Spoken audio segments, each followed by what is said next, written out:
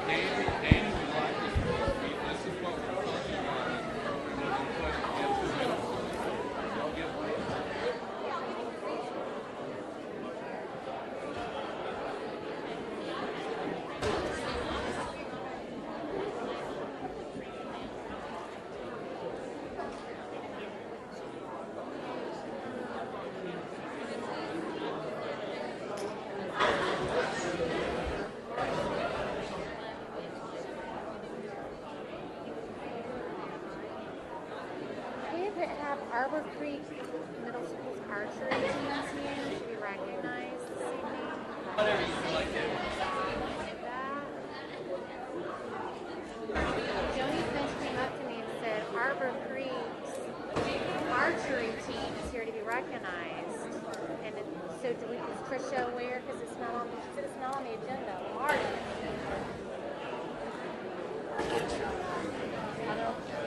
Scripted one? Yeah.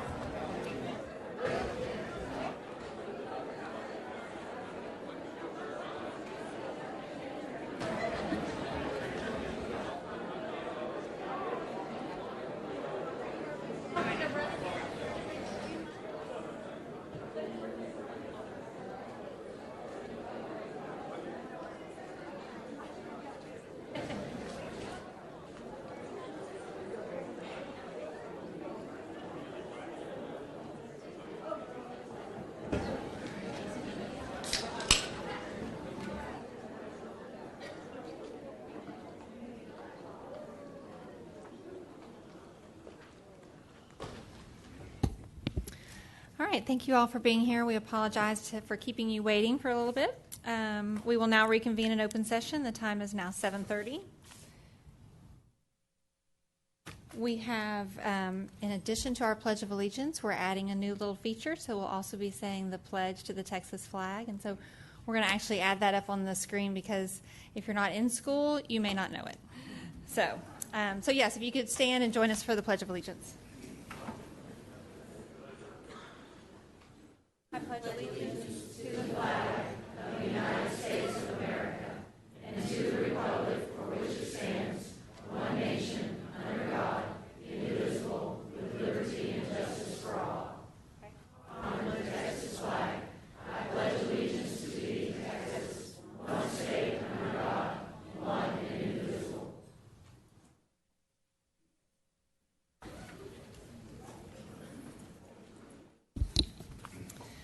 Okay, we will now consider items discussed in closed session. As a reminder, at the May meeting, the board granted the superintendent the authority to hire professional employment positions until the next regularly scheduled board meeting. The following positions have been approved by Dr. Waddell, but as a formality, I would like to ask for a motion to approve from the board. I move that all personnel recommendations be approved, including resignations, new hires, administrative contract renewals, and non-extensions as presented by administration.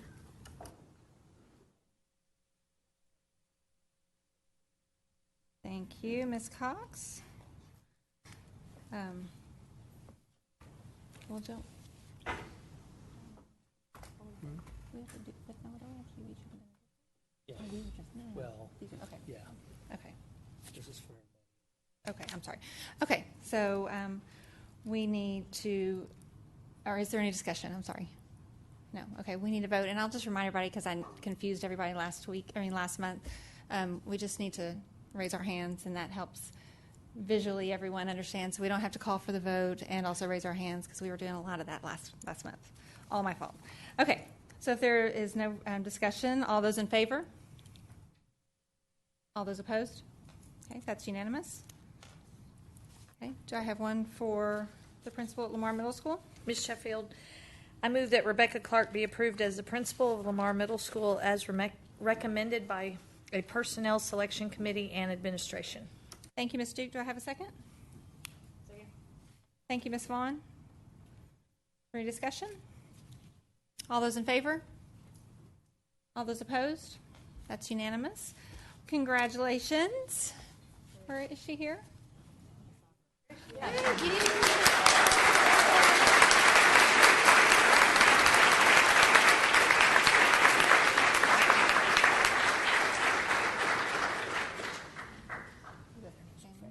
Would you like to introduce your family and come take a picture and all that? Yes. Yes, do it. Okay, stand up. Is there anyone from the committee that's here as well? Okay, all right. Well, y'all jump up on stage and take a picture.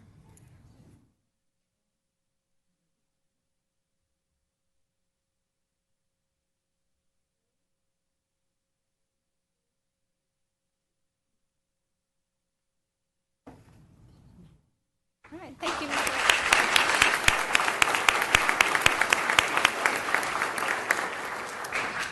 Okay, now for the principal for the Lewisville Learning Center.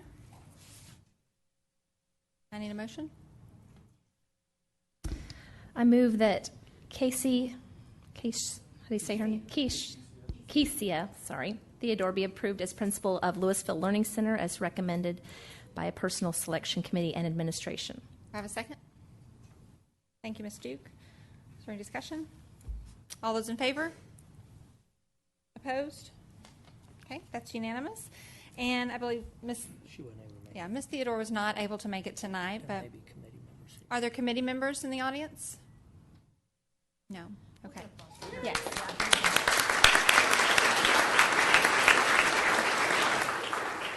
We want to welcome her to LISD.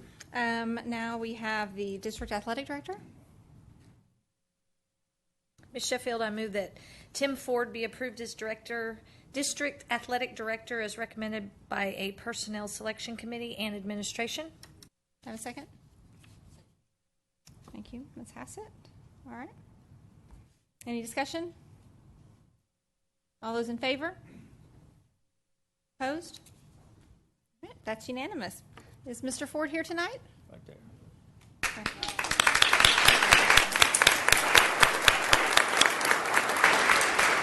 Would you like to invite your family up? And wonderful. Thank you so much. And is anyone from the selection committee here?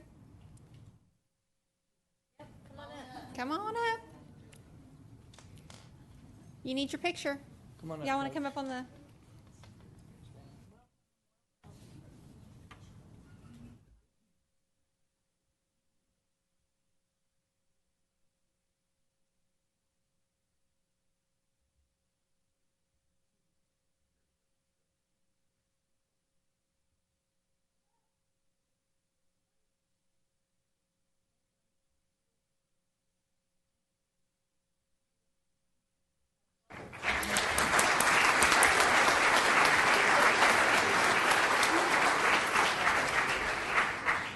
Coach, I just have to say this. Welcome to the home of state champions. That's right.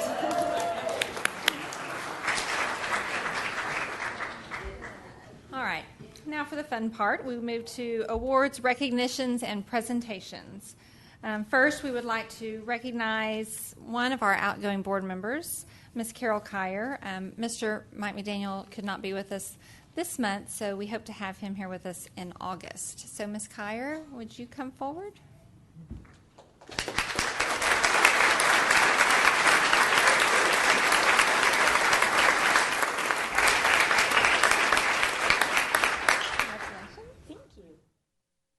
We just want to present this plaque to Ms. Kyer and just thank her for her countless years of service, just in great dedication to all of the students in Lewisville ISD. We're incredibly grateful to her, and I know, do you have a few words that you would like to say? Oh, just a few. Just a few, okay.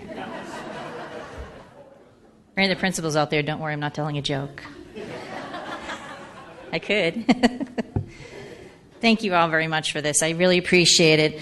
It's 15 years ago, I was more or less in the same position, but we were down the road, and I was being sworn in. So it's unique to see how far we've come, but how we're still in some aspects the same. We're here for awards with our students, our outstanding students, and we continue to grow and we continue to improve. And I say we because I'm still a member of this LISD family. I've had 3 kids go through LISD, and they're successful. So that in itself, I have a lot to thank for the school district. I've been very lucky to work with 3 of the best superintendents in the state ever, Dr. Clayton Downing, Dr. Jerry Roy, and of course, Dr. Steve Riddell. They've made it a learning experience for me. They've made it a joy to be a school board member. For all the school board members that I've had a chance to experience and who have helped me learn how to be a good school board member, I'd like to thank Ann LaCusta, who was president when I got on the board, and the first woman school board president for Lewisville ISD, as a matter of fact. And she taught me so much, along with Mark Shaw and Fred Plackey and Tom Kim and Miss Duke. And Anita Nelson. They all helped me learn so much to be a good school board member. I couldn't have done this without the support of my family, my friends who are here tonight. My husband, Mark, and my daughter, Brittany, are here. My friends, Karen and Sandy and Tammy and Carol and Mr. Schuster and Mr. Picardi. So many people that have helped me, because when I got on the board, my kids were really little. So I needed that support so I could attend the meetings and go to all the school functions that I required myself to go to as a school board member. So I'd like to thank them.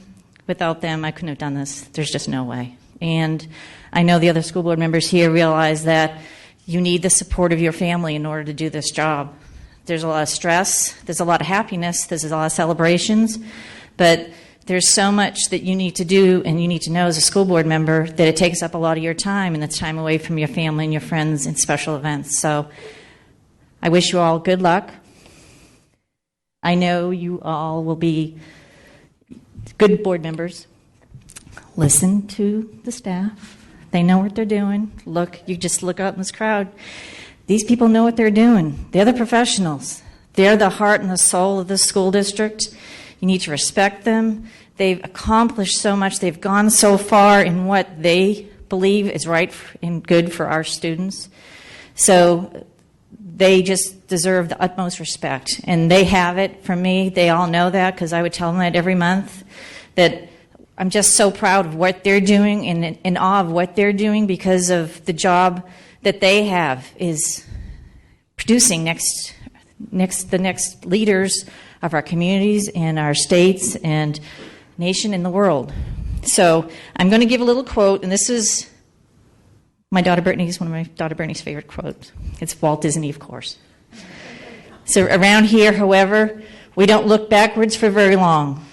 We keep moving forward, opening new doors and doing new things, and curiosity keeps us leading us down new paths. So God bless you all. Good luck to the board. I know you'll do a great job. Thank you all very much.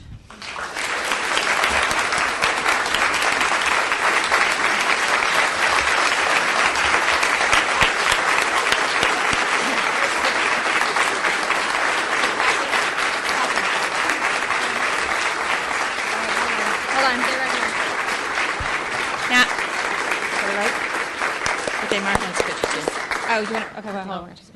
Okay, move away from the thing. Yeah. I'll get it. Dr. Riddell, please.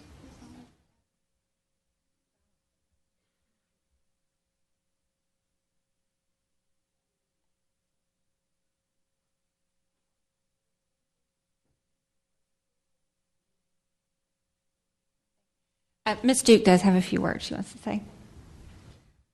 Of course I do. Ms. Kyer, she has been such a strength and a rock in our board. And when I first ran in 2004, I'll never forget one of my first traveling trips and how Carol took me under her wings and taught me and helped me learn about the district. And I can tell you, over the last 15 years, she's never cared for anyone except the kids. That has been utmost important in her life. Everything she's done has been for our students, not just her kids. And I am so proud to have served with you for so long, because she was a mentor to me. And she has made me a stronger board member, and many of our current members and past stronger at what they do. She's always been there for our staff. And Carol, for your dedication and hard work, thank you. And I know you're not gone. You're going to be around serving us, and thank you so much. We really appreciate you. Love you.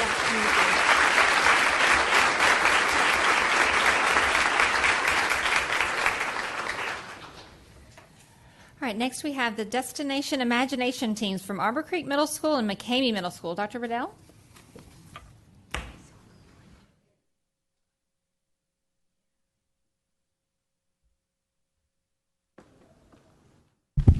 Good evening, and thanks for the opportunity to recognize these students for their excellence in the Destination Imagination program. As most of you know, DI emphasizes many of the educational opportunities we want for all of our kids: self-directed education, teamwork, creativity, critical thinking. And they've worked on their challenges since October. and recently were able to compete at Destination Imagination Global Finals in Knoxville, Tennessee. All three of these teams came in first place at our regional tournament and then advanced to the state tournament where they placed high enough to qualify to go to DI Globals at the end of May. The first team, and something really important's never happened. All three of them defeated all of their Texas competitors for the first time at Globals, which is a first. Way to go, kids. Okay, the first team is the team from McCamey, the Bombs, Build or Be Squashed. They do get to come up with their own teams.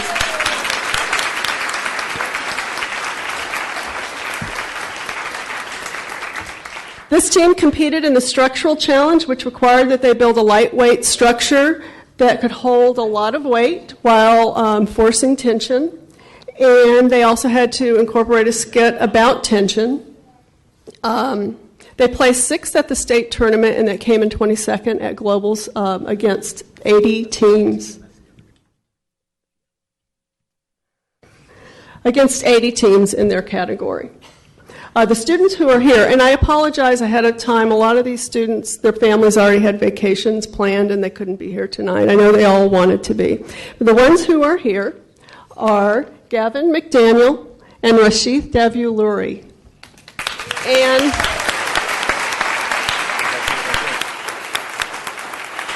one of their team managers, parent, Don McDaniel, and Jill McLay was also one of their team managers. She's on vacation, was unable to be here tonight. Thank you. Congratulations. Congratulations.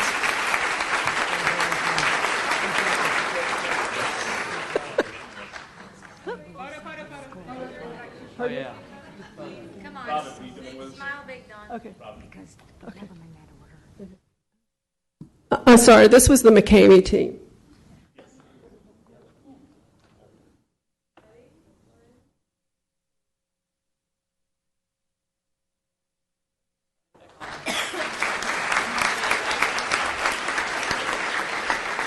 The next team is the Arbor Creek Middle School team, SS Awesome. If you guys would come on up. Team manager 2.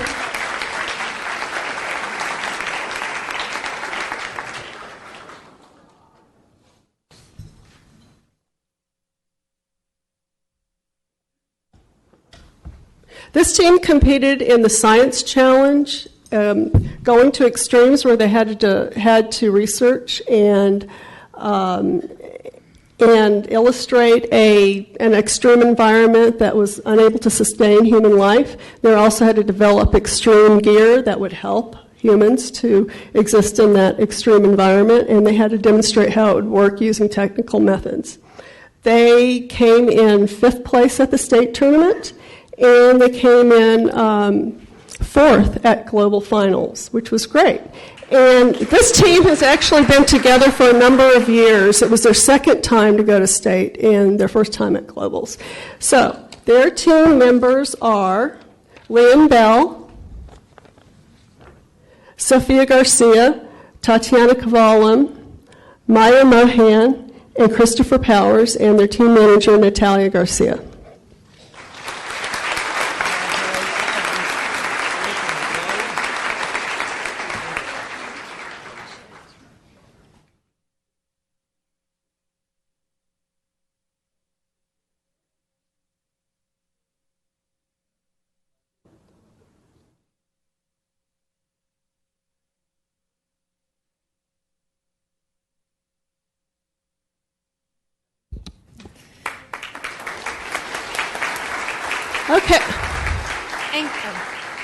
Okay, last but definitely not least is the McCamey team, Spontaneous Combustion.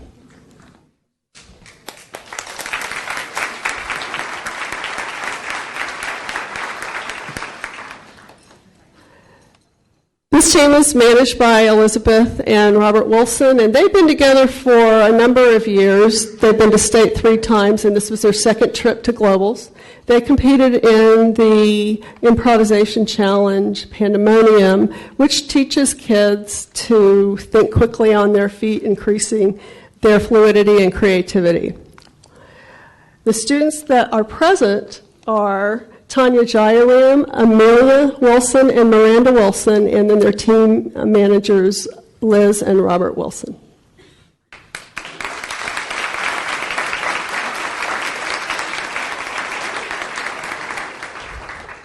We'd like to give the parents of all of the kids that were recognized the opportunity to stand and be recognized for their support of these teams.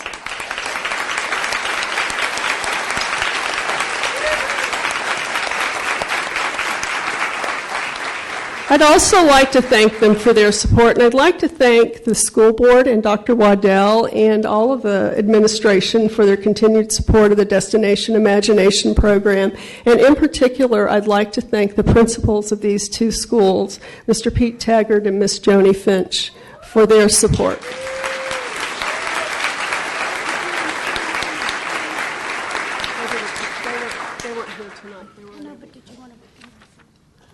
We also had another team that qualified to go to Globals that they were unable to go, and they were also unable to be here tonight, but they are perennial winners at state. So I'd like to mention that they also medaled at state in the improvisation challenge at the high school level. The team from Marcus High School, managed by Terry Guthrie. The team members are Emily Guthrie, Grace Cabuena, Maggie McGee, Katie Kelton, Madison Cook, and team manager Terry Guthrie. But they were unable to be here tonight.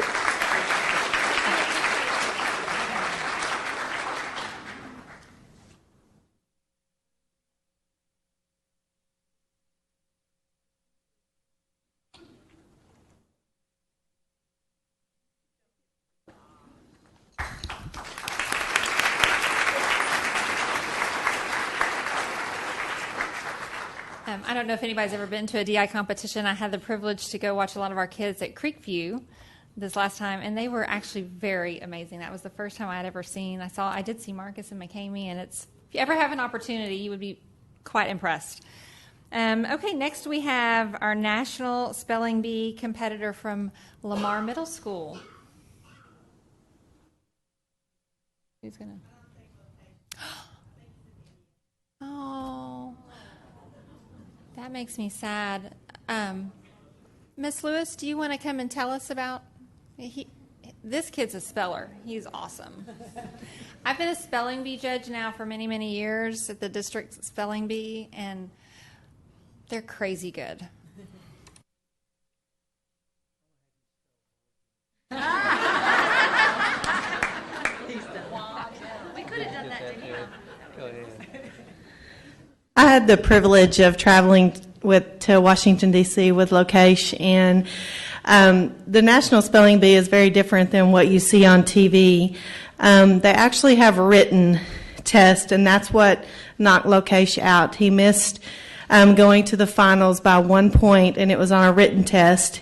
He spelled every word correctly on ESPN. It was very exciting. It was one of the most I've coached. I've done lots of things, and it was one of the most intense things that I have ever been to. It was very exciting.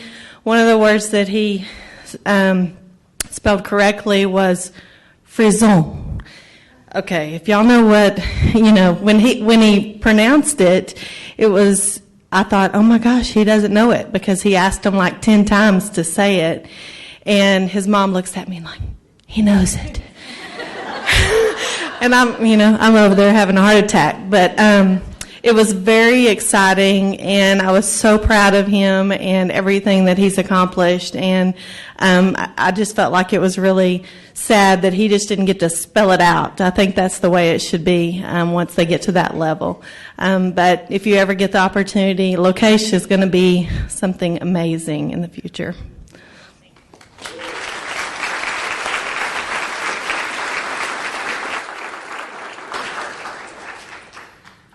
We have the UIL State Theatrical Design Contest, Lewisville High School and the Colony High School. Mr. Watson? No, Miss Head?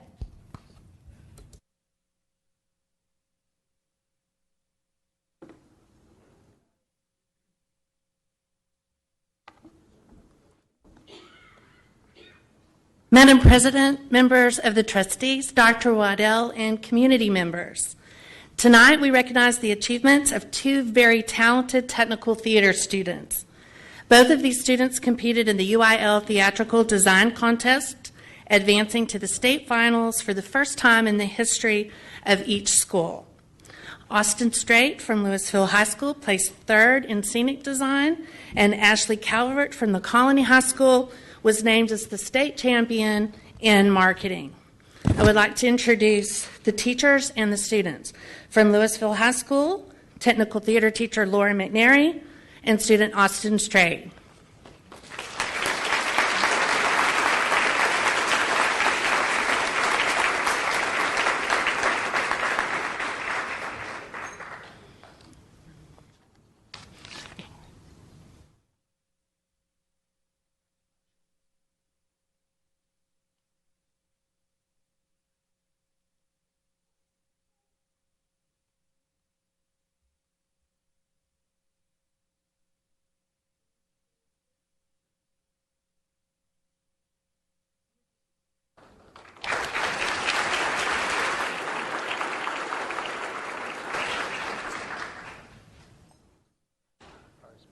Are your parents here, Austin?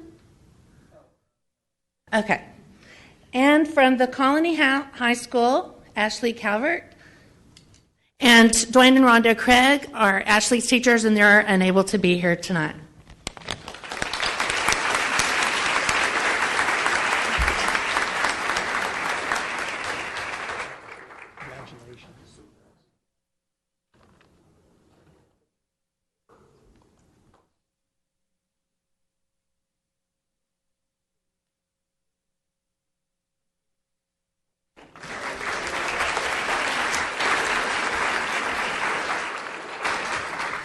And Ms. Calvert, I know you're here tonight. Would you please stand up and be recognized? Congratulations.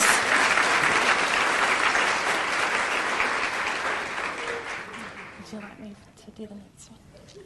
Okay, and then continuing on with the UIL one-act play contest from Flower Mound High School. For the second year in a row, the Flower Mound High School Theater Department captured third place in the UIL one-act play state contest held at UT Austin.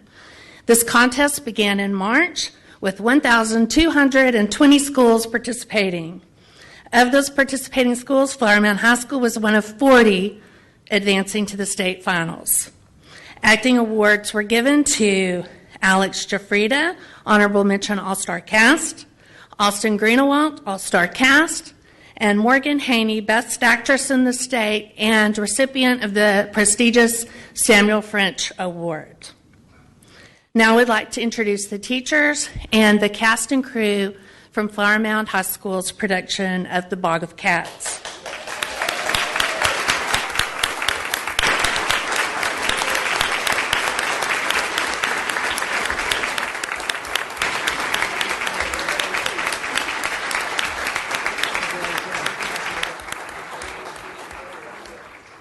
Our teachers include Scott Taylor, Dean Robertson, Kelly Wilson, and Tiffany Weeks. Y'all take a bow.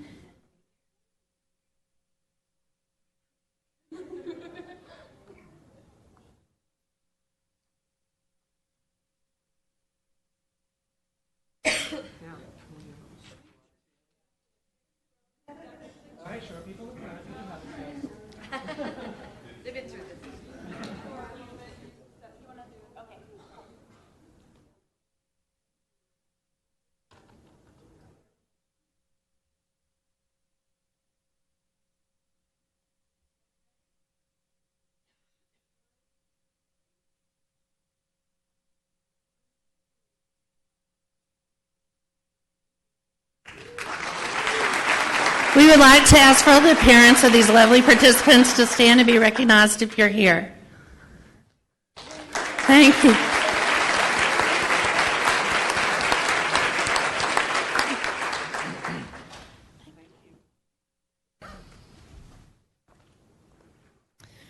Thank you very much.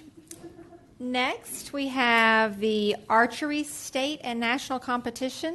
That's with Lamar Middle School and Arbor Creek Middle School. Ms. Lewis?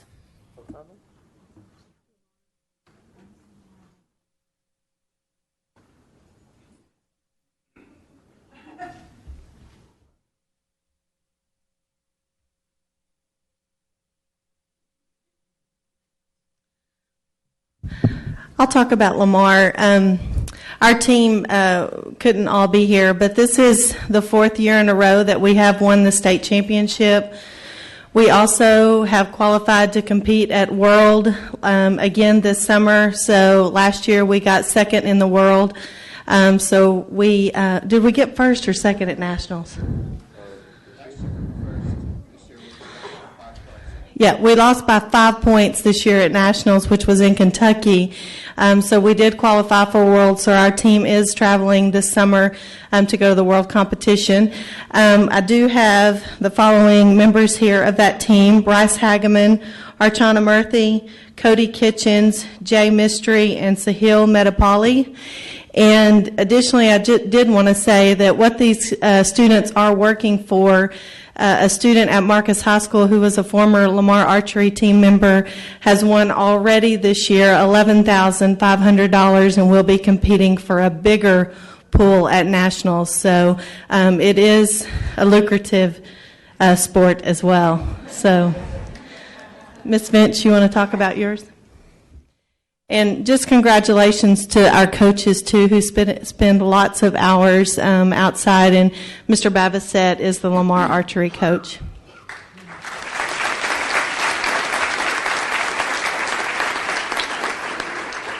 So I am standing in for Mr. Mannery, who is on vacation in Mexico somewhere, where I wish I was, but I am prettier than he is. So the Arbor Creek archery team placed 2nd at state, and then therefore qualified for the nationals. And we're just going to say we placed in the top 48 or 48, I think, in nationals. And so very proud of the team. They've worked really hard and shot lots of arrows in the back of Arbor Creek and hitting targets very well too, by the way. So we are proud of the team and what they've accomplished, and hope to continue to see our archery teams place at state and get to go to nationals and on to world. Maybe one of the Arbor Creek kids one of these days.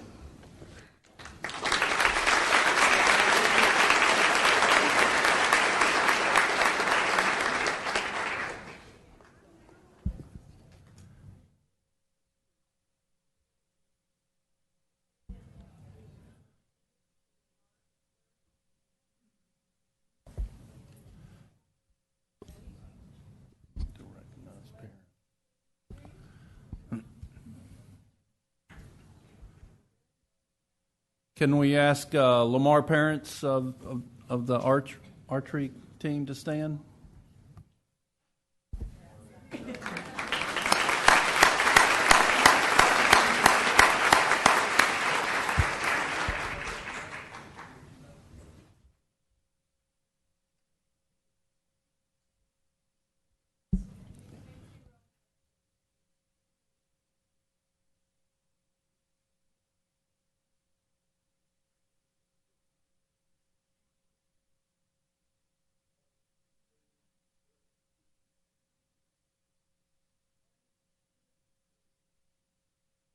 And Arbor Creek parents, if you would please stand.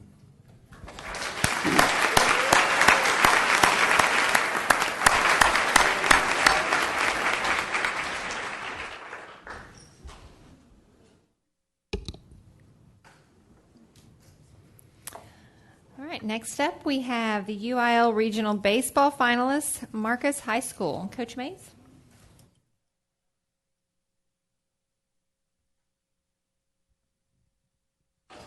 Coach Sherman and the Marcus Marauders, if you come up on stage. I want to thank Dr. Waddell and Dr. Rogers and Ms. Sheffield and the board for allowing us to recognize these kids tonight. Here they come.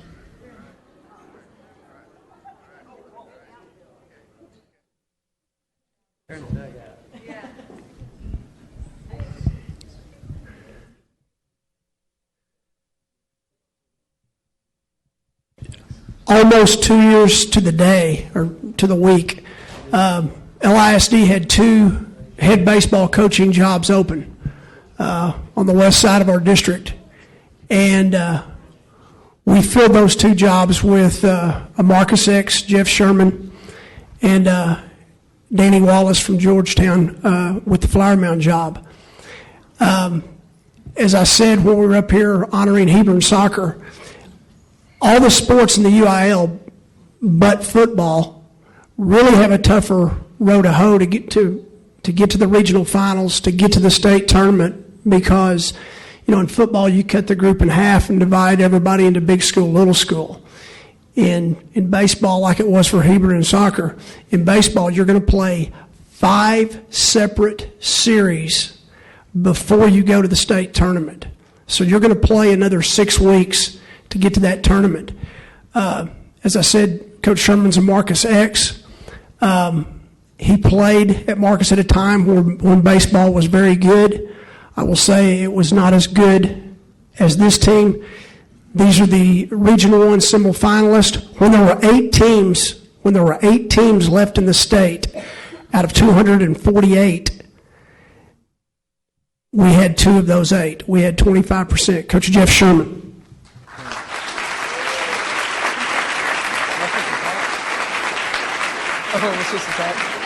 All right. Yeah, definitely honored to be here, and I'm excited. And a lot goes to these guys. They competed every day, and they believed as hard as they could that they would be, obviously the state champions. And we fought to the bitter end, and that's one thing I love about these guys. And my coaching staff, a lot of them couldn't be here because we're in this time of summer baseball, and a lot of guys are like in Florida and all over the place, and just kind of that time. But again, I appreciate LISD and the support from Randy Mays and my principal, Mr. Schaeferman. I don't know where he's at. I saw him earlier, but he might have left. There he is. In our baseball jersey. Yeah, in our baseball shirt, supporting. And but again, definitely honored to be at Marcus, coming back.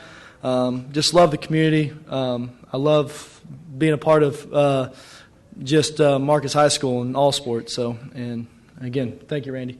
Thank you, guys.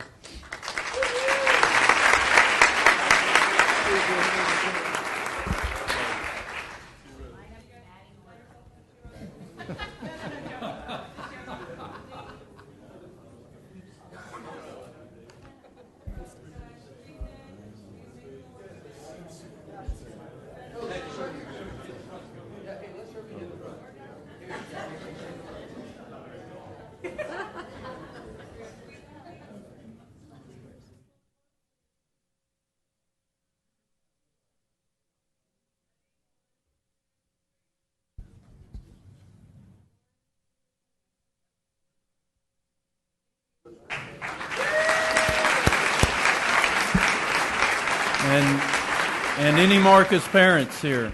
Are there any Marcus parents? Marcus parents, please stand.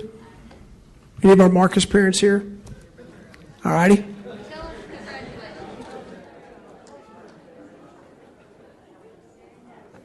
All right, and so now we're ready for our state baseball champions. Coach Danny Wallace and the Flower Mound Jaguars, if you'd come in, please.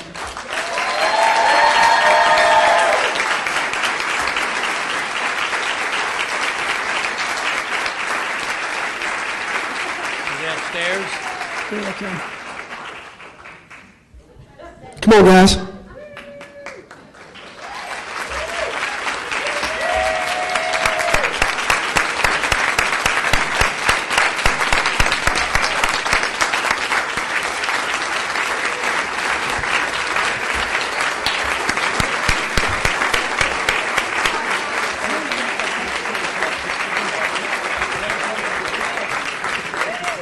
Coach Wallace, come on over here.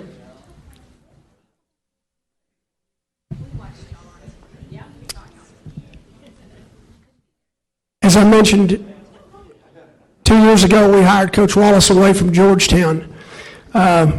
In 2 years, they've won an outright district championship, tied with Marcus this year for the district championship. when the number of teams went from 248 to 128 left in the state, these kids got past their nemesis LD Bell in a 2 out of 3 series that went 3 games. Then past South Grand Prairie in a 2 out of 3 series that went 3 games. The Mansfield series only went 2 games. The South Lake series began with a 4-0 deficit in the top of the first, which they overcame that night, then overcame a 2-run deficit in the bottom of the 7th in the 3rd game to put them in the Region 1 finals, which they won in 2 games. The semifinal game, which they won 8-1, and when there were only 2 teams left in the state, supposedly the best in the North versus the best in the South, it was a run rule in 5 innings.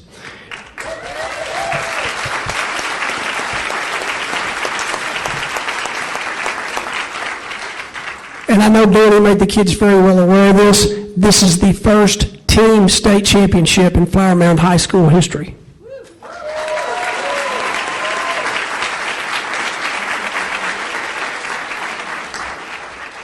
Thank you. I wish all of the boys were here tonight.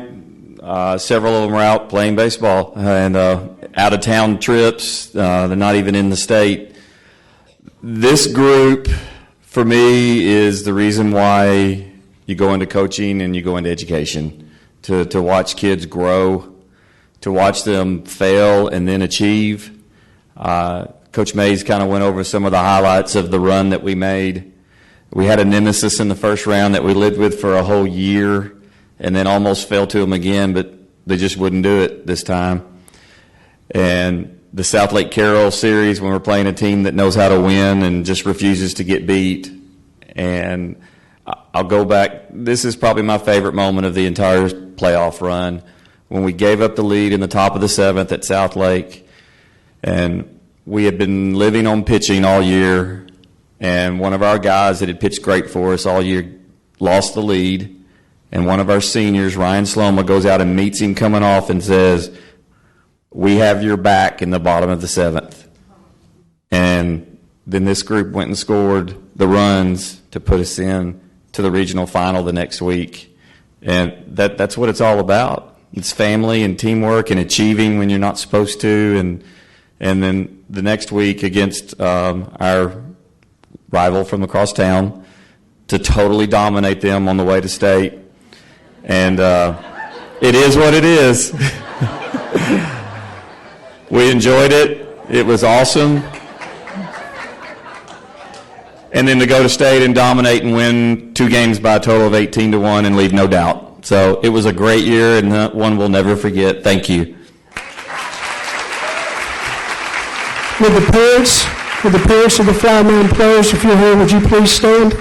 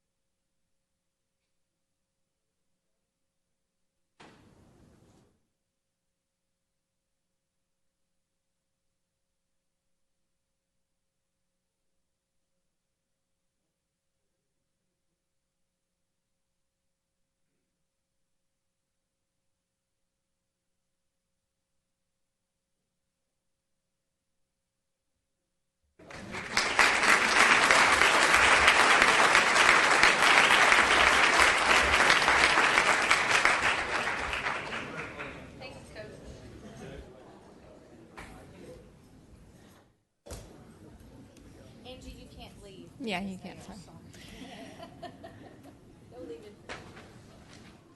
All right, that's awesome. Okay, moving on to hear requests to address the board. Persons desiring to address the Board of Trustees have filled out a speaker's card prior to the meeting. Tonight we have 4. No presentation shall exceed 3 minutes. The board cannot deliberate on any subject that is not included on the agenda. We will, however, someone from administration will follow up to those who come to address us. So first we have Sam Lamoncote, I think that's correct.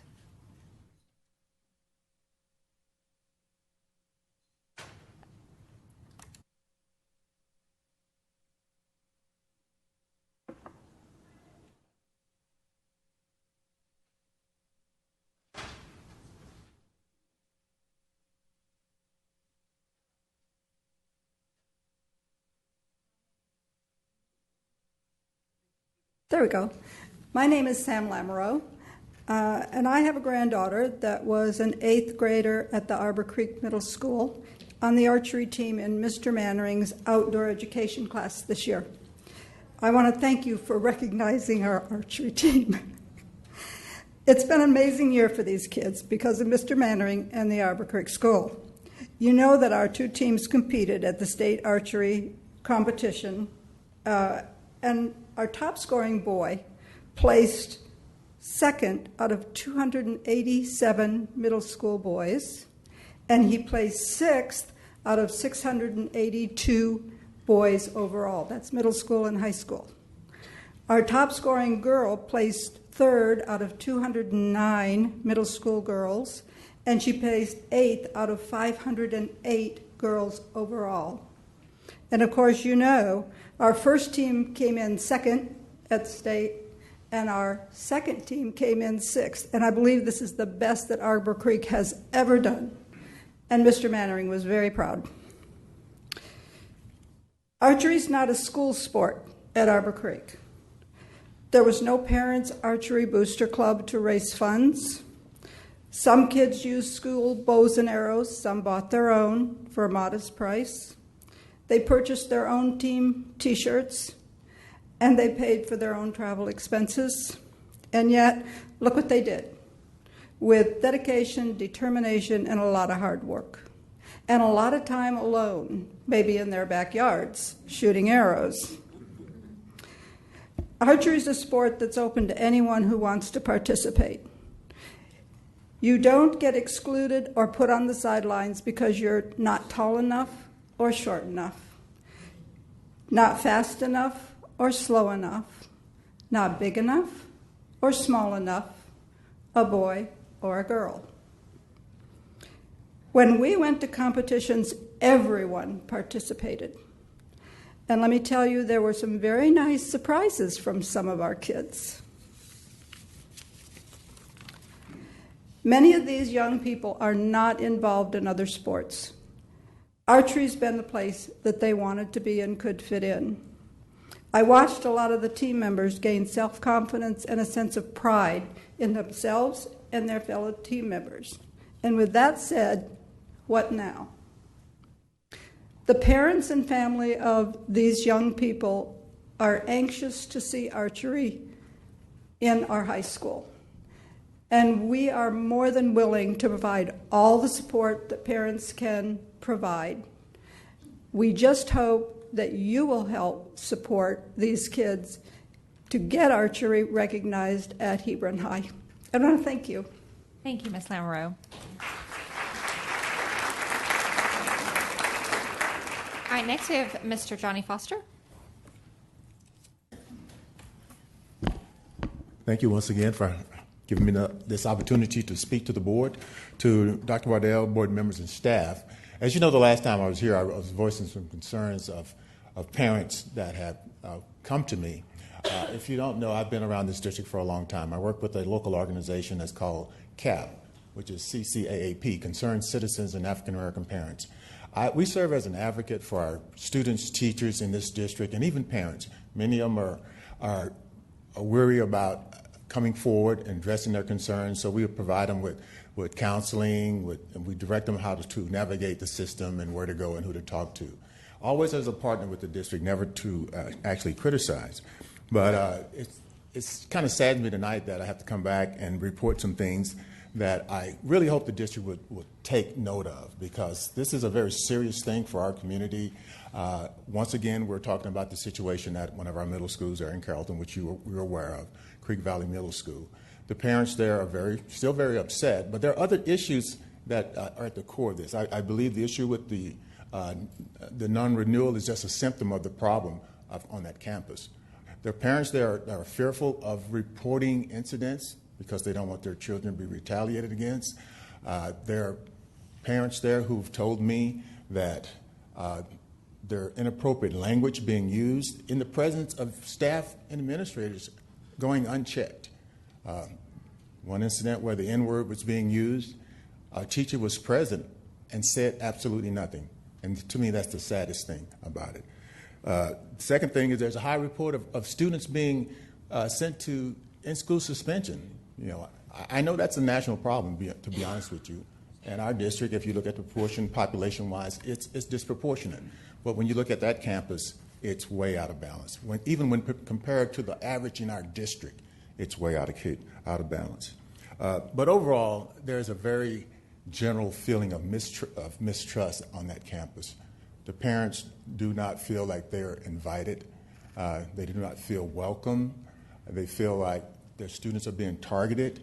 And I'm not just saying, I really would encourage staff members or board members to come to that campus and have a mini community talk with these parents, kind of a little town hall meeting, and hear them firsthand. They come to me because they know I'll come and speak. I don't have children at the campus or in the district anymore. I've raised 3 boys.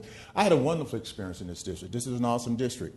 But when I hear these parents with their experiences, it saddens me. So I would invite you to come to the campus, invite these parents to come out so they can talk to you firsthand. And please assure them that there will not be a retaliation against when they come forth and speak against these things. And I thank you for your time. Thank you, Mr. Foster.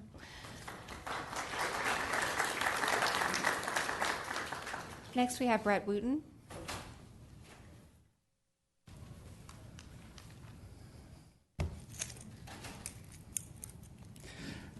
Just some for your consideration on the iPads today.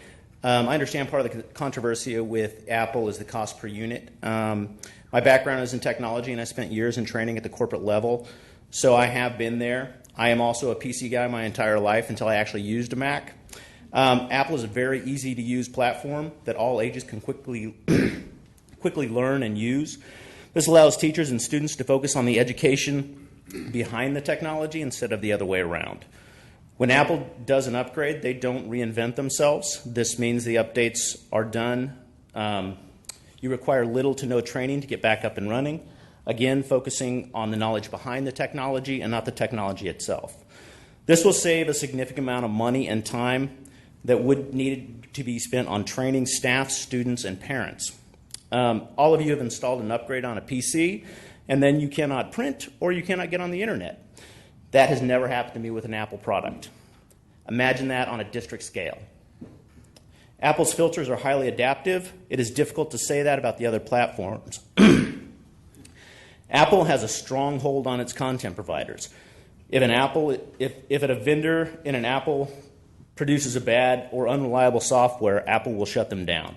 The truth is not everyone will be working in IT and will use technology as a part of the job. It most likely won't be their job.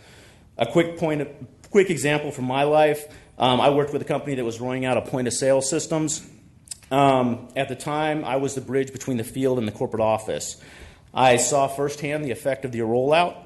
What I found was that every moment we spent developing a POS system was a moment our people were not focused on their primary role. This tied down several key people and led to frustration, turnover, and disdain for the system. Many of the new reports and features we rolled out were not effective because nobody wanted to use them. It sounded great in a meeting, but it didn't work when you put it in the field. I'm not used to using the microphone. I have a loud voice. I do support exposure to other platforms, in particular at higher grade levels, but you need to understand some real issues will come out of this. This will increase issues with updates. It will increase issues with training. It will create cross-platform compatibility issues. It will increase frustration. These platforms are open source software. That means that there is no vetting of the software that can be installed. This will cause problems. The filter will, without question, be far more complicated to manage. This may save money up front, but there will be costs down the line. In reference to how to measuring the effectiveness of this program, I cannot comprehend a matrix that could comprehend the value of having up-to-date information or engagement of children. I really hope you're not going to look at some printable report for this. Mr. Wooten, I'm going to have to cut you off. Darn it. Okay. Thank you Thanks. so much.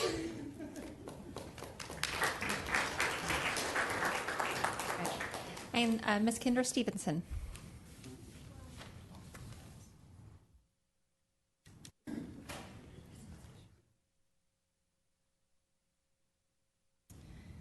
Hi, the first thing I wanted to say is about the iPads. I think across the district we have looked at this a little bit with tunnel vision. It's not the iPad that's the issue, it's a tool. And there are some schools that I visited that are benefiting greatly by this tool. I wish that what we would do as a district now is kind of realign our focus into making sure that not only are our kids learning how to use tools, but they're learning what happens inside the box. So pay more attention to things like coding and robotics so that our kids can actually program these things when they graduate. There's a lot of great programs, Code for an Hour. I wish the district would participate in that next year. I think that would be a great step forward. But y'all know I'm really here to talk about GT. And I think the last time I was here, I asked for the board to do a review of where the GT program is here today. I'm not talking about what the outside consultant is going to be doing. I'm talking about look at the changes that have been made in the program over the last 3 to 4 years. They have been vast, and as I've stated on the last couple of occasions, you guys have approved a policy in 2001. The delivery of the services has changed dramatically. I don't think that you guys, when you get asked questions about it, could explain to a parent what changes have taken place. Every time I talk to a parent, parents, we used to be very clear on how our children would qualify for GT. I can't tell you how kids qualify for GT. The district doesn't have a policy document on the website to say how your child will qualify for GT. These are some of the things I think the board should know. All of these changes that have happened in the last 3 to 4 years, some of them good, some of them I'm not so sure about. And I love the fact that we're doing a review. And Dr. Riddell and I have talked about that on many occasions. I'm talking about something different. The parents don't want to wait until December to make sure that the board is paying attention to what's happening to this program. We look at the number of national merit scholars that come out of LASD. Our GT program is one of the things that facilitates that. So we just want to, I think that we deserve something before December when the review results come back. So thank you. Thank you, Ms. Stevenson.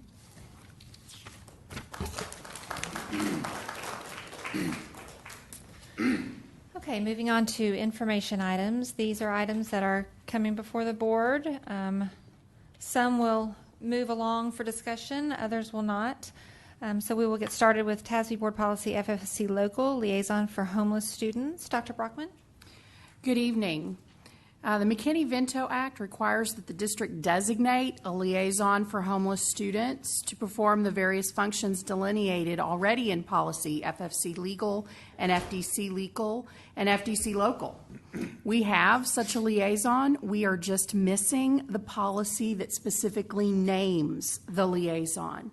So FFC Local is proposed for addition to our LISD policy to specifically name Gail Ladahoff, our Director of Guidance Services, as our LISD liaison for homeless students. She's already registered with TEA as the liaison. So this really is just a piece to get us into full compliance with the McKinney-Vento Act. Thank you, Dr. Brockman. Next, Athletic Training Program Positive Coaching Alliance. Dr. Rogers? Yes, ma'am. First off, this is an information-only item, so no further actions needed.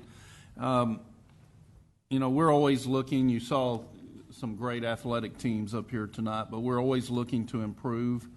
Coach Mays and I began last September looking at programs to try to figure out ways that we could provide sportsmanship training for our coaches, our athletes, even our parents. We actually, after numerous meetings, decided on a program called Positive Coaching Alliance. I've provided you one of the books that they provide. It's called Elevating Your Game. Actually, the focus is that we're going to focus on positive coaching, honoring the game, striving to win, while also teaching life lessons, which is what athletics is all about. The book talks a lot about being a triple impact competitor, and it talks about athletes working to improve themselves, athletes working to improve their teammates, and athletes working to improve the game in general. So after a lot of work, we are planning to roll this program out, train all of our coaches, but really roll this program out to our middle school athletes first and work up. So we're planning to do that. There will be parent ed programs, certainly through booster clubs, through PTAs, through the athletic groups too. And this program, I think, we will see great benefit, and it is will be taken care of through the athletic budget. Thank you, Dr. Rogers. Next, TEA Discipline Data Validation Audit. Oh, that's you again. Yes, ma'am. This is also an information item only.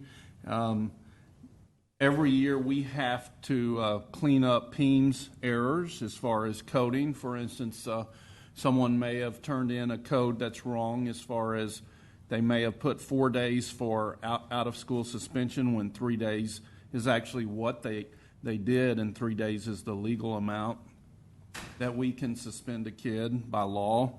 But this has to come to your attention because a year and a half ago we had an interim elementary principal that placed a student, an 6-year-old student, in DAP, which is not a legal action. And so we have to report that. We've certainly, Mr. Ellington and his office has worked on corrective measures as far as how to ensure that those types of things don't happen again. But we're required by law to report that to the board. Thank you. And then the external PE annual report. Me again. Mm-hmm. This is an information item only too. As you see, we certainly have continued to increase our participation in external PE.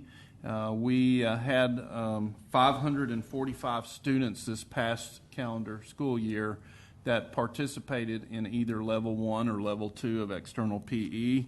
There are no changes regarding the cost that we pass on to the parents.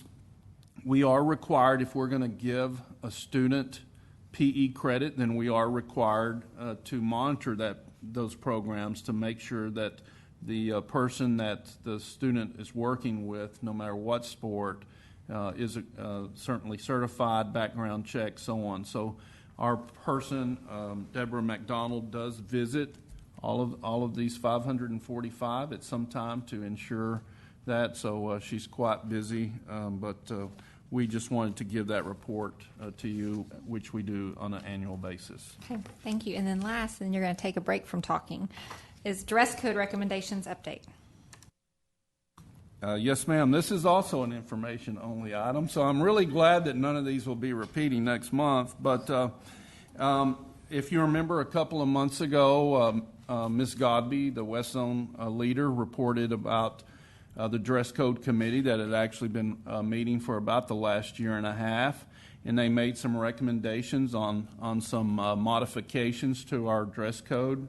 Remember, our dress code is an administrative guidelines, not board policy. One of the things that was still left sort of open was how to write the policy regarding hair color.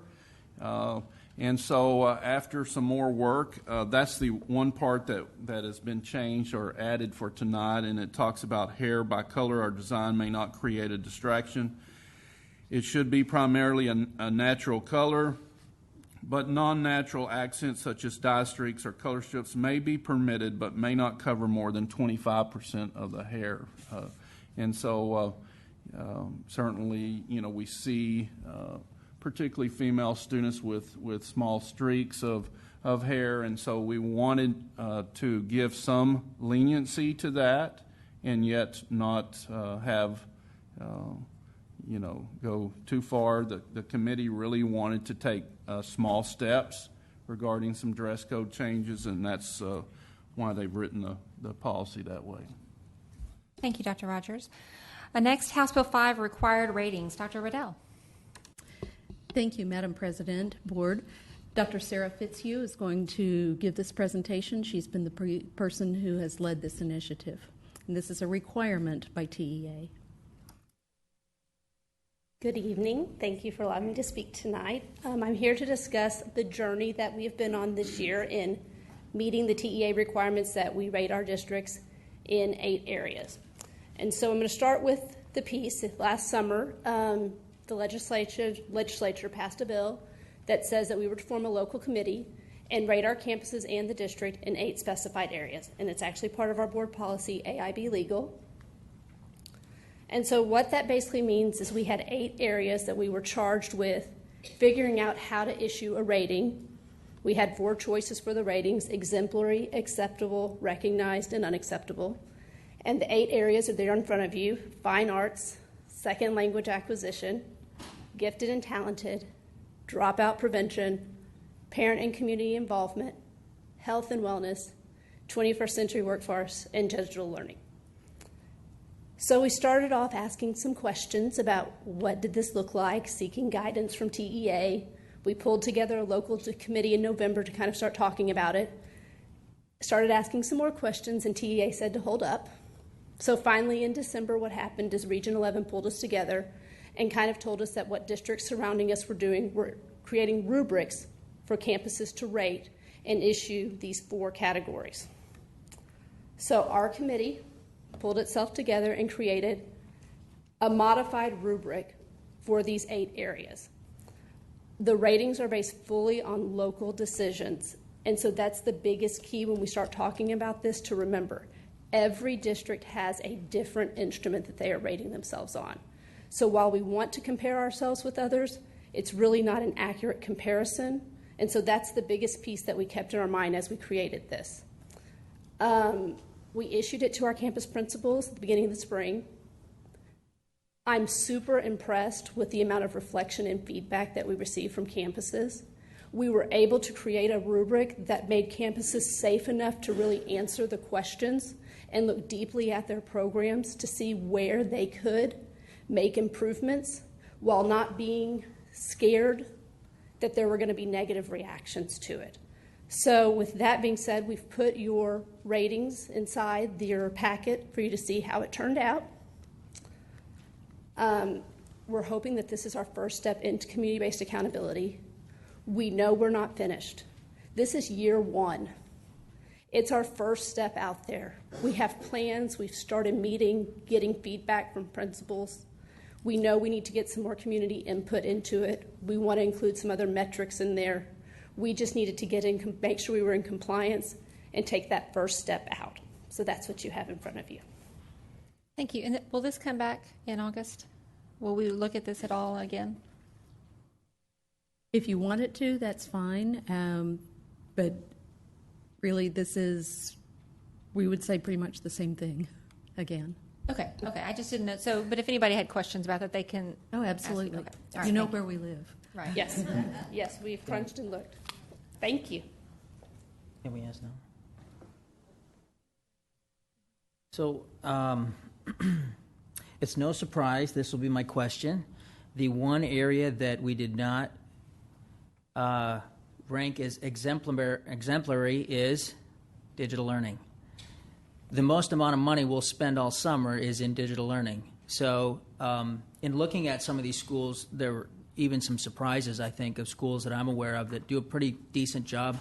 Mm-hmm. They might be cohort schools, they're not full 1-to-X schools, but just curious how that assessment was done, and in the conclusion was that we weren't doing as maybe well as we wanted to, or well as other schools are in the state. We've discussed this a lot with the technology office. The reality is we're 1.5 years into a rollout. We're at the very beginning pieces. So to expect that we would be exemplary and already there, is a big jump. We're making a first big step, and I think our campuses are realizing that. They're acknowledging that they have room to grow, that there are things they want to do differently, and that's what we're seeing in that recognized rating. It's really starting the conversation between campus personnel and administrative personnel and how we can support you in addition to what we're already doing. And if I might add to that, if we had everybody saying we're exemplary, you wouldn't believe that. Because we are in the business of continuing to grow. And we have people who have done heroic work in terms of learning and adapting and creating and being innovative, but it is a beginning. And so that's why we are really proud of the work that has been done, because we know it's the foundation for much more. Thank you. Thank you. All right, next we will move into discussion items. So these are items that we have seen before, and now we are in discussion phase for them. So first we have LISD strategic design. Dr. Brockman. When we started upon our strategic design journey, what we often heard from leaders, both at the campus and the district level, was, what does this look like? What does strategic design look like in action? Where can I go to see examples? So we decided that we needed a place or an ability to bring these examples together where people could look, whether it's a teacher looking for a new idea, a campus administrator looking to see what's happened somewhere else, or a member of the community that wants to see, what does this really look like? At the same time, we were finishing our reading of Chip and Dan Heath's book called Switch on Change and how to lead the change process. And one of the things that they talked about, one of the strategies, was acknowledging bright spots, those places and people that are shining when it comes to the change you're wanting to see. So in conjunction with our website, we started a Bright Spot Award. Tonight we have Tammy Snively, coordinator from Professional Learning, and her wonderful team on this website endeavor. Her team is made up mostly of strategic design coaches, and many of them are with her tonight. She's going to talk about the creation of this website, how it is maintained, kept fresh, and then honor our Bright Spot Award winners for this year. I would like to say that this has been an easy and quick endeavor. This has been a labor of love. The group and their passion for strategic design, our staff, and the change process has only continued to deepen as they've worked this last year to honor people every single month. Our goal is that people can use this as a resource as well as a beacon of bright spots. Tammy. Thank you, Dr. Brockman, and thank you for allowing me here this evening. I have over here, our website is being run by Dana Henderson, and I just wanted to recognize all of the people that work on this team with me, because it's true, when Dr. Brockman came and said, can you take on this challenge of what does strategic design look like and be able to show people, I said I can't do it alone, but I would be happy to do it. So what she did next was she went to the strategic design coaches and she asked who would be interested in working on this project. And so I have Dana Henderson over here. I also have Teresa Parisi. Jennifer Culver had to leave. She was here with us. We have Deanna McKinley. We have two other folks who started this journey with us who now have moved on to other positions in our district, which is Ann Van Zant, who now works in learning and teaching. And we also have Jen Wilkins-Colvin, who now works in VLA. And because we lost some positions and we wanted to make sure that we had enough people from all zones represented, we gained some new members this past spring. And so we have Jane Germany, and we have Stacy Nichols and Kirsten Gerard. I could not have done this without them. They have all been an absolutely amazing team. They have done things that I never even dreamed possible when the question came to us about what does strategic design look like and how can we showcase this evidence of collection. So it started with Dr. Brockman and I meeting with technology, and we met with Jerem Froese, and he suggested to put this in a WordPress site. And a WordPress site is a website/blog, and we decided that it is visually appealing, so if you take a look, you can see all the beautiful faces of children in our district and amazing things that have happened. But it wasn't enough because we needed real-time, on-time, right-in-time stuff popping in because strategic design is happening all over our district at all times. And so that's when we decided that Twitter would be the way to go.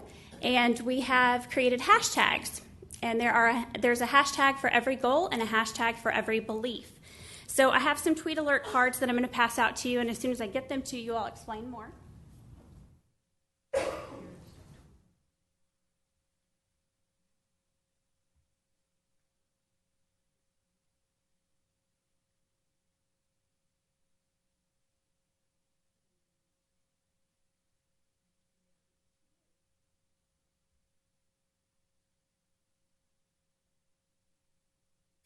So on the back of the tweet alert card, it will show you the hashtags that we use. So we have an LISD G1 for goal 1 all the way to hashtag LISD G7 for goal 7. And then on the next side, you'll see that all the beliefs have hashtags as well. We decided that it was awfully difficult for people to have to remember all of the goals and beliefs when they were out looking at the wonderful things going on in our district. So we decided that keywords would be a good idea. That way, those folks who are seeing strategic design in action could pick out what goal or belief was happening at that point in time without having to carry a piece of paper with them. This tweet alert card actually serves two purposes. It's one, a reference for the person who is doing the tweeting, but it's two, tangible recognition to the person who receives the tweets. We have some of our strategic design coaches who not only leave a tweet, they leave a treat, a piece of candy at the same time to let teachers know and staff and other departments and campuses know that they've done an excellent job.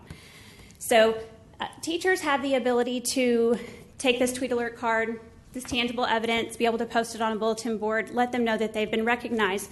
But there's more to it than that. They can actually fill out with this QR code more information about what they have done in their classroom.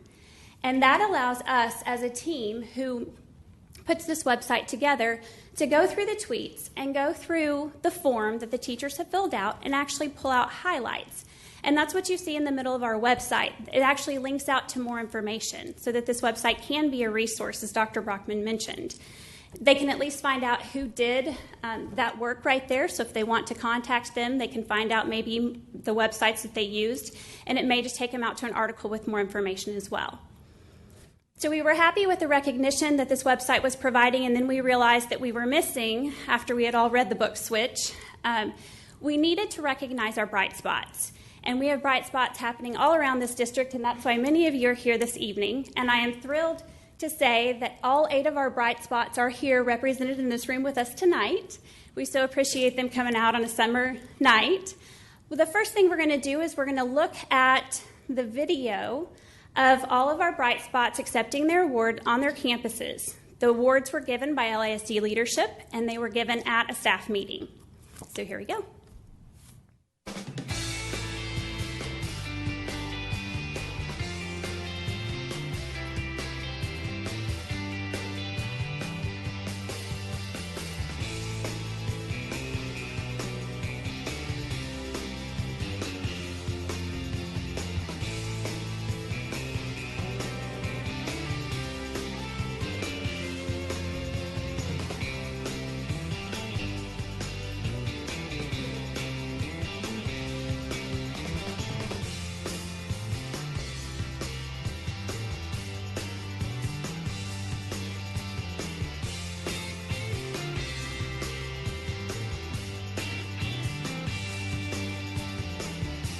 So at this time, I would like to recognize all of the bright spots that are here with us this evening. So when I call your name, if you could please stand, and then I will explain what it is that they have done that have awarded them the Bright Spot honor.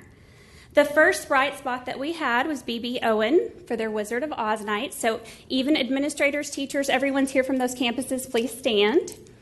B.B. Owen's first annual curriculum night engaged the entire community as a record number of children explored all content areas through the lens of Wizard of Oz.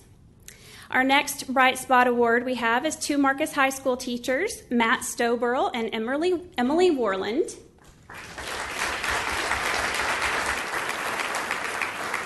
They took their 2 courses of political science and economics and created a student-driven blended learning opportunity for students to experience real-world problems.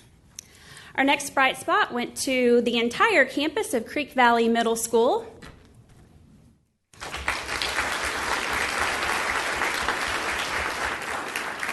Creek Valley Middle School fostered a flexible learning environment by creating a schedule that allowed student choice and allowed for interdisciplinary collaboration. Flex time at Creek Valley gives students a greater ownership in how, where, and what they will learn. The next bright spot went to Vanessa Stewart, principal of DeGan.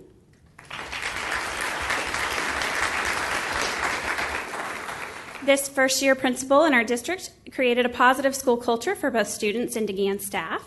DeGan's flexible scheduling. She also had club days, which provided teachers PLC time during the school day, and a Friday morning pep rally all contributed to a culture, and they actually have a hashtag, We Are DeGan. The next award that we had went to the Colony High School, Tammy Williams. Ms. Williams challenged her students to answer the question, what makes a story go viral? And their Bravo for Brian answer attracted wide media attention and raised funds that resulted in providing their peer, their family, with a wheelchair-accessible vehicle. Absolutely amazing. And the next award went to Julia McLeod at Hedrick Middle School.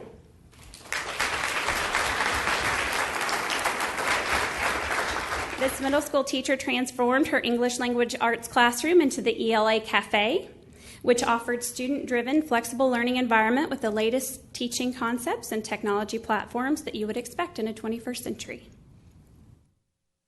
The next award goes to the Hebron High School 9 English 1 teachers.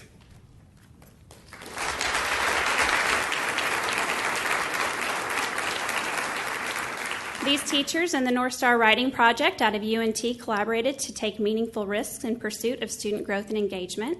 They worked to craft an improvement plan that reinvigorated frontline instruction so that all students received an engaging workshop experience. And the last award that we had this year went to two teachers, one a high school teacher and one an elementary school teacher, Renee Wilson from Flower Mound High School and Joey Hutto from Bridlewood.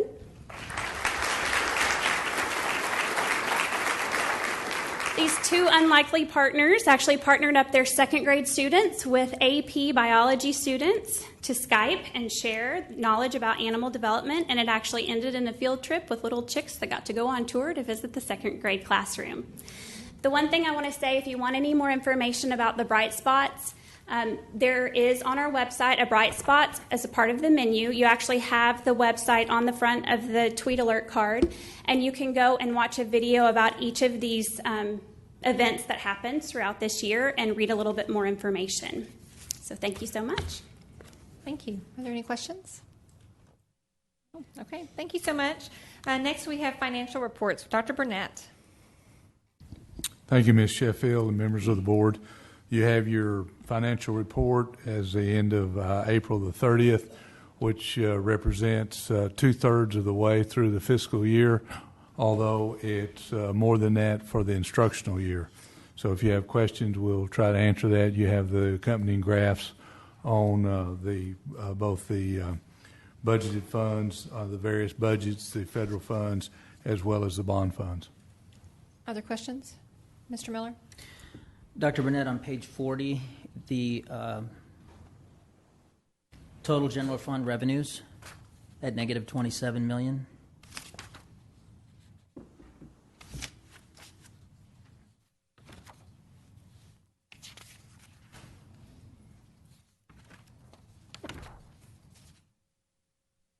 Yes, sir. Will we make up that negative $29 million from the state? Is there more money yet to come over the next 2 months? Yes, we will be receiving more money from the state. We will actually be receiving money from the state for fiscal year 2014 into the fall. We've not received our final data submissions for our student counts. And we will, so when we get those PEMS data will be submitted to the state, then the state will do a recalculation of our state funds earned based on our actual student numbers. Okay, thank you. Are there any other questions? No. Okay. Well, back to you. Quarterly report from Bond Oversight Committee, Dr. Burnett. We have Mr. Longbaugh, a member of the committee that is Missy Elias joining you tonight? No.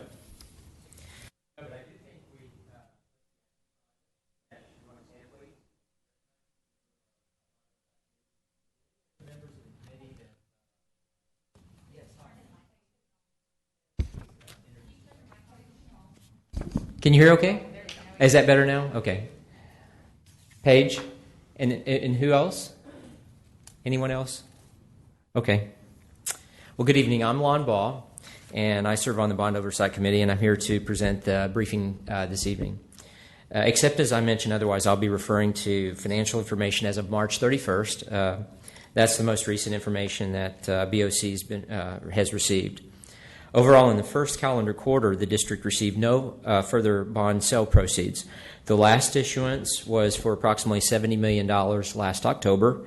The administration anticipates the next bond sale sometime later this year, subject to market conditions and other considerations. We have not yet been briefed on the amount or other details about the next tranches to be issued. During the quarter, the district expended $28.3 million of bond program funds. Several budgetary changes occurred during the quarter. $7.7 million for technology upgrades were reallocated from the future elementary and middle school site funds as approved by the board in January. The latest demographic study completed last fall indicates that these amounts are no longer needed for sites. And then $990,000 was shifted from the Flower Mount 9th grade center to the Marcus High School 9th grade center. The Lewisville High School rebuild budget was decreased by approximately $440,000, and unallocated amounts were increased by about $430,000. Overall, the bond program budget increased modestly to $699 million during the first quarter. To date, LISD has received proceeds of $595.8 million, leaving about $103 million left to be issued under the bond package. Of the $595.8 million received, $492.6 has been expended, leaving existing funds of $103.2 million, of which $845,000 is unallocated, $10.4 million is allocated to technology upgrades.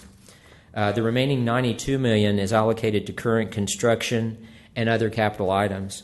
I prepared a summary showing the current allocation of the $206 million of both not yet spent funds and unfunded amounts by project. You have a copy in your packet. I'll mention just one item from this summary.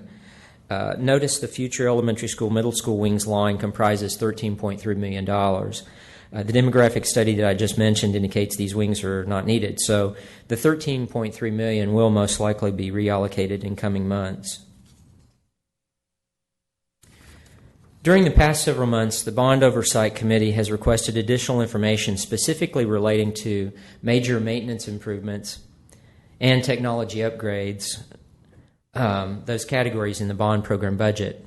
Major maintenance improvements total $51.4 million, and we continue to seek a better understanding about the nature and the planned timing of these expenditures. After our initial request for details a few months ago, Dr. Burnett explained that the items in this budget category were derived through the prioritization by the administration of items identified in the 2012 facilities assessment. He provided us with a list by campus of the projects completed during last summer and those that were planned for completion this summer. Subsequent to this briefing, a new list dated 1 month later showed the administration dropped numerous summer 2014 projects across 26 campuses involving old restrooms and kitchens, air conditioning and heating systems, as well as roof, electrical, plumbing, gas line, fencing, and structural repairs. The new list showed projects to be completed this summer at 7 campuses across the district. There were some additional safety concerns at a running track, so repairs were added. Stadium lighting and additional softball field bathrooms were added as well.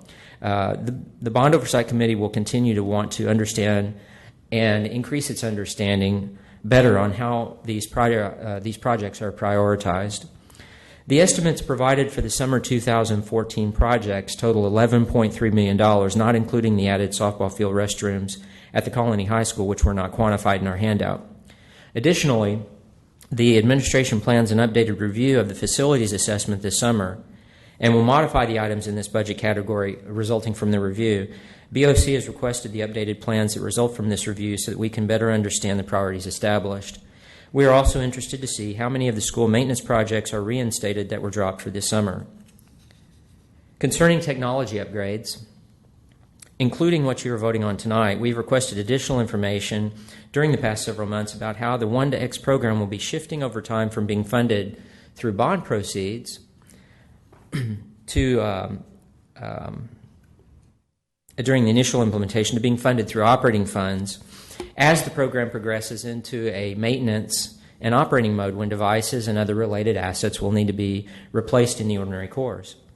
The costs of initial implementation exceed bond fund allocations made so far, so bond funds must be supplemented with operating funds to complete the initial rollout. Several BOC members have expressed concerns about how quickly the administration is rolling out 1 to X, and we are seeking details in a multi-year format that will help us better understand the long-term funding for the program and how it will impact the funding of other parts of the district's budget as a result of the allocated bond and operating funds necessary to finance the program. We have discussed slowing down the purchase and distribution of devices until there is a better understanding of how students are actually using and benefiting from these devices. We became aware during this past quarter the district is disposing of the usage data after 30 days, and measured metrics can be improved. Cohorts are referred to from across the district, but we have not seen any quantified analysis of usage data that these cohorts are generating. Selective anecdotes suggest highly variable student usage of the iPad devices, ranging from core educational purposes to gaming and social media not related to studies at all. The only report I have seen with any actual usage data resulted from an open records request. It covers a 30-day usage period and showed that only 3.8% of the total use was clearly categorized as educational use.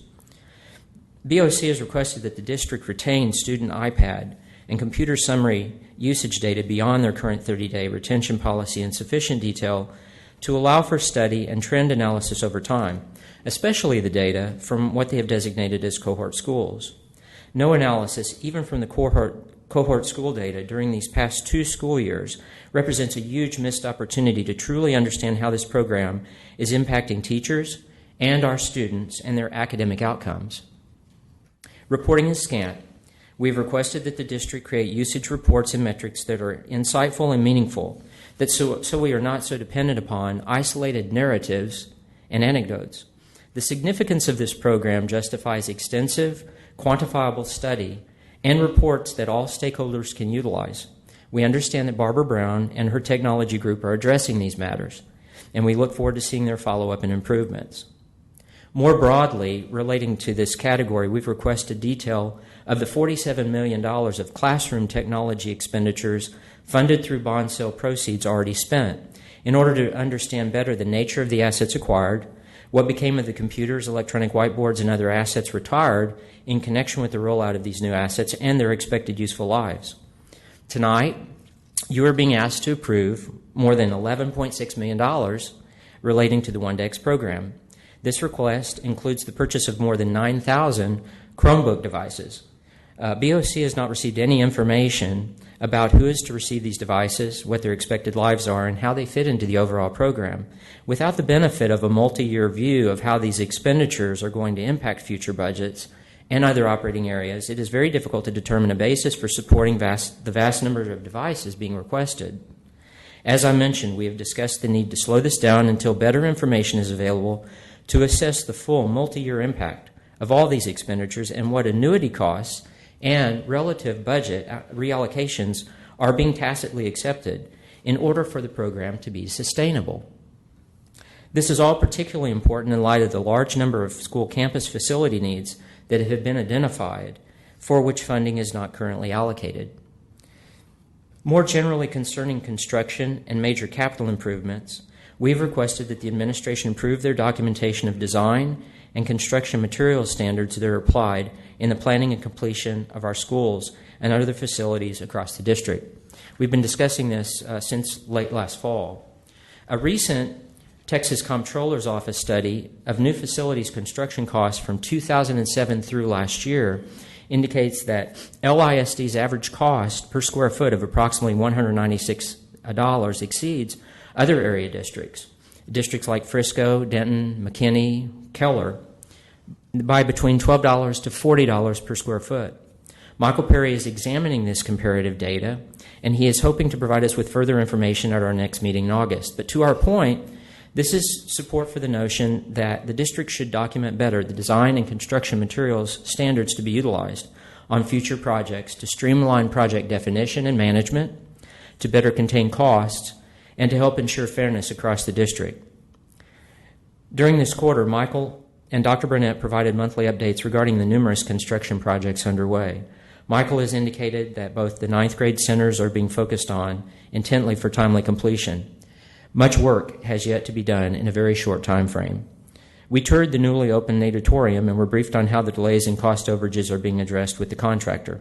We have also been told that other major capital projects are proceeding well. We appreciate being able to serve the board and the LISD through the Bond Oversight Committee, and I'm happy to answer any questions you may have about this briefing now. Does anyone have any questions? Can you send us a copy of all that? Copy of all what, ma'am? What you just read. That was a lot of information, really fast, and I'd like to be able to go back and refer to it. Can you email us a copy of it? Sure. Who would I email that to? Would I email it to you, Karen, or to you, Dr. Burnett? How would we get that distributed? Either one, and they can. I would send it to Dr. Burnett, and then he can distribute that to the board. I'll be happy to. Sure. Thank you very much. Okay. Else? Thank you, Ms. Latham. Mr. Miller? I would just like to focus on some of the deliverables you talked about from the bond committee to the staff. So, Dr. Burnett, it seemed like there are some things that you all are working on with the bond oversight committee, and it'd just be good to understand, would we get an answer to some of those things in August or in our September meeting? And I'll give you some examples, like the square footage comparison jumps out at me. Some of the metrics kind of jump out at me. Some of the movement of projects versus what the facilities committee had as a priority. I'd like to, when would we see some of that?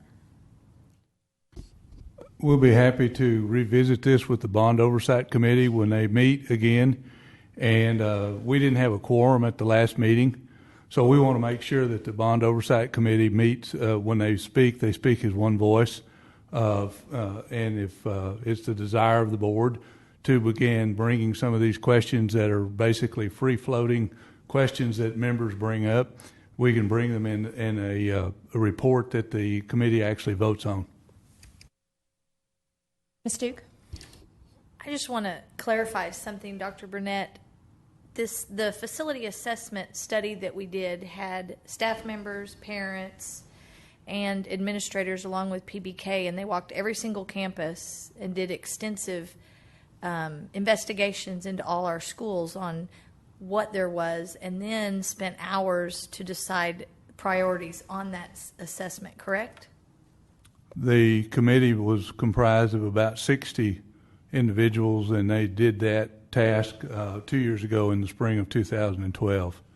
From that, we based our work that was developed, scope of work for the summer of 13 and summer of 14, and certainly it's something that needs to be revisited, and we need to update all of that. Right, but the plan is after that period of time, we were going to revisit, and principals can give information, but that study has been done. It's an ongoing process. It's a live document, correct? And it continually changes. We strike things off and we add things as concerns are raised. Thank you. Any other questions? Ms. Vaughn? I was just curious, maybe could we get a summary of the minutes of those committee meetings in the last few times to see what the board has, or the committee's talked about, so we know? Those minutes are posted online, okay. except That's for the what I was minutes, wondering. except for the April the 21st meeting, which we haven't approved since we didn't have a quorum. Great, thank you. I'll review what they've discussed. Anyone else? Yeah. Mr. Miller? Just to clarify, so I know the facility teams met, but in looking at some movement of the priorities, that's what I'd like to get to. I know that there's a list that's extensive, things that will be done now with this bond money and things that won't. I'm interested in how some of the movement takes place. If the bond committee is involved in how the funds would be allocated towards different projects than were prioritized by facilities, or they move down the list, I'd be interested in the assessment of the bond committee on how that. The 2008 bond had broad categories allocated to a lot of different topics, and there was no specific items that were under renovations. There were no specific items under technology. There were some specific items related to some of the other expenditures. Within that broad category, we've had moving parts. We'll be happy to continue to provide those updates and those specific projects that are within the umbrellas of those categories. Ms. Latham. I just need some clarification then. So we had a facility assessment committee get together, and they put together 700-something pages worth of things they found, and then they prioritized. Am I hearing that the prioritization that the facilities assessment committee established has been changed? The facility assessment report had recommendations for over $400 million in priority one work to be done. We had just a little over 10% of that. So we've tried to address those end-of-life kinds of things that are associated with building envelopes.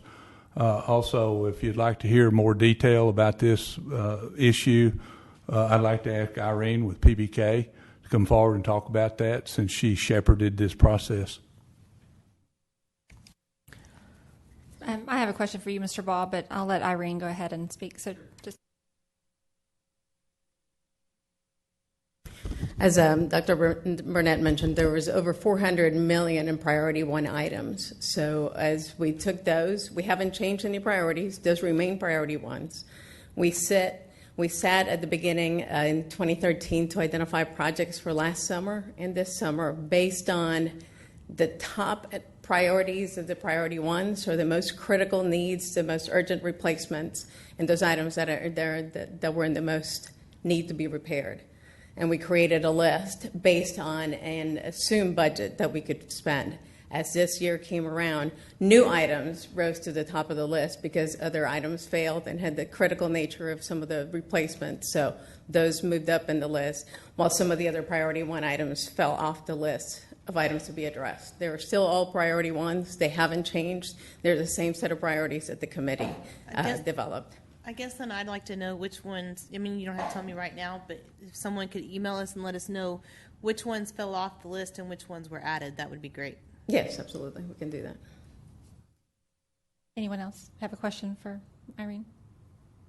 No? Okay. Did you have a question, Christy? No. Okay. Okay, my question, Mr. Boss, so that was a very long report. Was that based on... I know that y'all didn't have a quorum this time, as they indicated. Was that the last time you met? Were those reflections from that committee? And you do indicate that there's a widespread disagreement among the Bond Oversight Committee. Are we talking about 10? I mean, how many people? I mean, where is the disagreement coming? I'm sorry. People? Which disagreement are you referring? We're not referring to any disagreements. And the summary, just so you'll know, the framework of the summary is to cover all the different topics that we have discussed in their relative importance for the last 3 months. And some of the issues that we've discussed during the last 3 months also extend back beyond the 3-month period to earlier months, where the issues continue to linger or they continue to remain unresolved. And so those are of continuing relevance, and so they continue to be mentioned. Okay, so issues that the entire committee has. And so when you're talking about an entire committee, we have various members who are in attendance from one meeting to the next. I think Dr. Burnett raised a very good point during this last meeting. We had a difficult time because there was no quorum. I think because of the election and the turnover that occurred with the committee members, I think we're now kind of ready to see the committee reconstituted with the appointees from the new members, so in terms of disagreement, it's I was trying to make it clear it wasn't so much disagreement as concern that is being raised by several members, and so it's not like we're in meeting where there are confrontational discussions going on. Rather, there are a number of concerns that are raised by various members. And so what I feel a responsibility to do when I come to brief the board is to reflect all of those different concerns, whether it's one person or whether it's 3 people or 4 people that raise a common concern, to make sure that you're aware of what we've discussed during those meetings. So your report reflects the last year. Is that correct? And the concerns that have been raised over the last year? No, it reflects the concerns that have been discussed during the last three months, that in some cases date back to the last several months prior to that as well, because the issues remain. Okay. So when you send your report, would you be able to quantify? I mean, is there a way to quantify that, 2 of our members or this person and this person has a concern about this area, so that we as Bond Oversight Committee, as the board, we can get in touch with our Bond Oversight Committee representatives and talk to them, particularly if they have a concern? Is that possible? I couldn't do it, and I don't know how detailed the meeting notes are, because I wasn't keeping, nor did I try to keep a running dialogue of, and I don't know anybody else has kept a running dialogue of who, what individual person has spoken which words. But I can assure you that the content of these recollections of the meeting are just reflective of the topics that we've been discussing. Okay, so your reflections? They're your reflections? No. I said the reflections of the topics that have been discussed during the meetings. Okay, all right. Thank you. Sure. Yes, Ms. Vaughn? I was just going to say, I think the reason, and I agree with Ms. Sheffield, kind of requesting that information if you had an idea, because it appears that everyone in the committee is saying, through your report, we don't know if it's one person or if it's 10 people, so it's just hard for us to grasp when we don't know if it's, I don't know if you guys take votes on things or not in that committee, but it's difficult. From hearing that, it appears like the whole committee is feeling this way. That's how I heard it. So it's hard for me to. Right. So that's where I'm coming from, because I agree with Ms. Sheffield that it's difficult. You're in the meetings, but for us, when you're saying that, if, one person could say it, 5 different things, or is this 5 people? And so that's where I'm coming from. Mm-hmm. Well, I mean, there is certainly, there are some attendees who don't vocalize at all. And there are some attendees that vocalize quite a bit. I tend to be somebody who vocalizes quite a bit because, I feel like that's part of my role during the meetings. And so there are others that feel the same way, while there are others that that don't share, but rather are there to provide support or whatever their motivations are. We're all trying to serve the best way we can. Perhaps, I don't know, Dr. Burnett, if this is something that would be worth trying to add to our minutes is some kind of a roll call when we are discussing certain issues. I think that might bog down our discussions, but it might help us maybe convey a better sense of the relative importance of the topics that we're discussing during our meetings.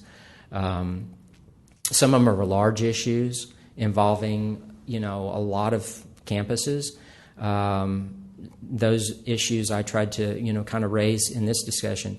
There are other issues that may tend to concern only one school or one facility.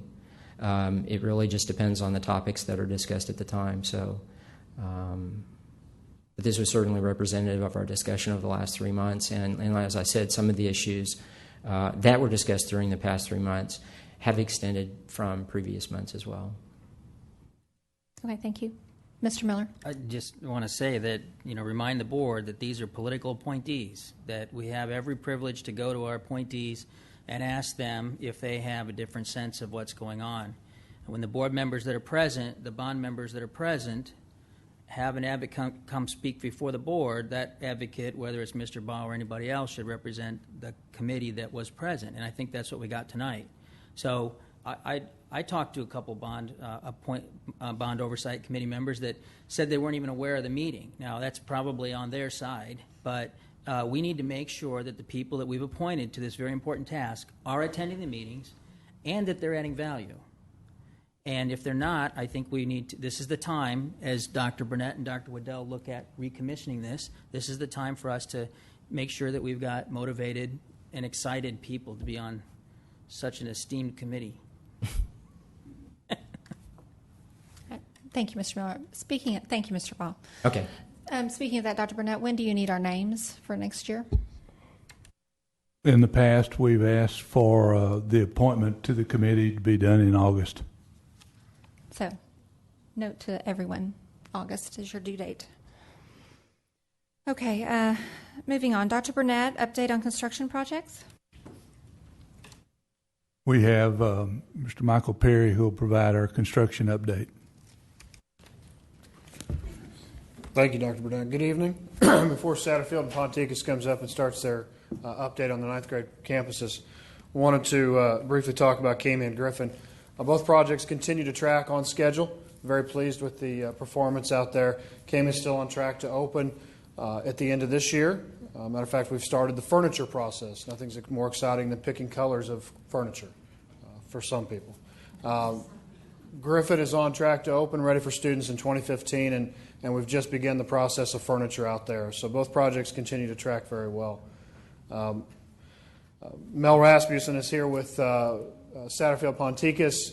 The usual construction superintendent that you see stand before you on most board meetings, I call him Mr. Dan, is out sick tonight. So Mel's going to substitute for him, and I'm sure that he will give you the same guarantee that Dan stands before you the last several board meetings. Yes, he says yes. So that's a good thing. Mel? Thank you. Yes, we will continue to get the same guarantee. We are making very good progress. We are continuing to hit our milestones each week. Final finishes are beginning. Along with that, we've been getting the city of Flower Mound involved. We met with them for the past 2 weeks, and we'll continue to meet with them each week in preparation for the turnover of the school, as far as furniture and stuff delivery in the next 30 days or so. I have with me, guys, I have Bobby Perret, who's the project manager for Marcus High School. He'll walk through the slide presentation for Marcus. And then Mike Talaga is the superintendent for Flower Mound, and he'll walk through that project with you. Marcus, you can see the exterior. This was taken Friday afternoon. Since then, we've poured sidewalks off the south side of the building, and we're prepping for our major pour for the bus turn lane off of the west side of the building. This is the front entry off of Morris Road. We've got most of the glass ready to be done, complete, moving in, so we're closing that off. This is the big rotunda area off of areas A and C. We've got that pretty much closed off as well. The arena, we've got all our glass as of today in, so that's weatherproof. Inside the arena, this shows the subfloor for your court. That's complete. We're putting down the main wood now. Up in this picture on the left-hand side, you see the framing up high. That's what we call the clouds. We're 3/4 of the way done with that as we speak. It covers up all your HVAC up above the ceiling so you don't see it. We've got all our ceiling grid in up on the second floor of area A.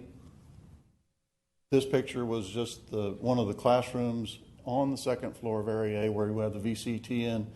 As of this afternoon when I walked the building, all of second floor A is done. We're halfway through with the first floor of A. With that progress, we should be into area C by the end of the week without any trouble. This is your kitchen cafeteria area. The white is the terrazzo. That's complete, polished, cleaned up as of this afternoon. Another just angle of the cafeteria. We've received casework, laboratory casework as of Friday, and we received more of it today. So it will be going in. And now I'll give that to Mike for Flower Mound. Hi. For Flower Mound High School, if you look at this picture, this is kind of an old picture. All the site work, the concrete has been poured. It's kind of hard to tell on this picture. It's all been graded out. This is all the new sidewalk on that side. It's all been bladed out. It's just about complete. So you can see we've made huge strides day by day out there. This is the front entry. What you can see here is the eyebrows being framed out front. They are now waterproofed and ready to take the hardy board, which goes on the exterior. This is the inside of the rotunda area. You got the library, which is up on the second floor with the hole that you can see right there, the opening right there, and off to the right, that is the kitchen. All the ceiling grid is in now. Tiles grouted. We're going to get all the new kitchen equipment. Will be in next Monday and installed in a week. So this is the kitchen again. All the ceiling grid is in. Floors are complete, and we'll be looking at having all the kitchen equipment in, like I said, next week. This is building C. Second floor tile is complete. Moving to the first floor tile now. We'll be done with tile the end of this week with C. On the right is the mock-up of the PLAM panels, which are going to go in the corridors, which you can see. What you can't see is there's going to basically a tackable system that goes in between the PLAMs so that teachers can pin stuff up, for the students and things, see what's going on, I guess, in school. Science labs, they're installed, anchored to the floor. We're roughing them in now, and we're expecting the balance of that to be in Wednesday, and that includes the tops and everything to be installed. And this is C again, which is another picture of the flooring. This is area D, which is the main entry. It's complete except for the terrazzo, and we should have the terrazzo completed by the end of next week. So in about 2 more weeks, we should be finished with the terrazzo. And that's it. Thank you. Are there any questions? I just had one for Michael Perry.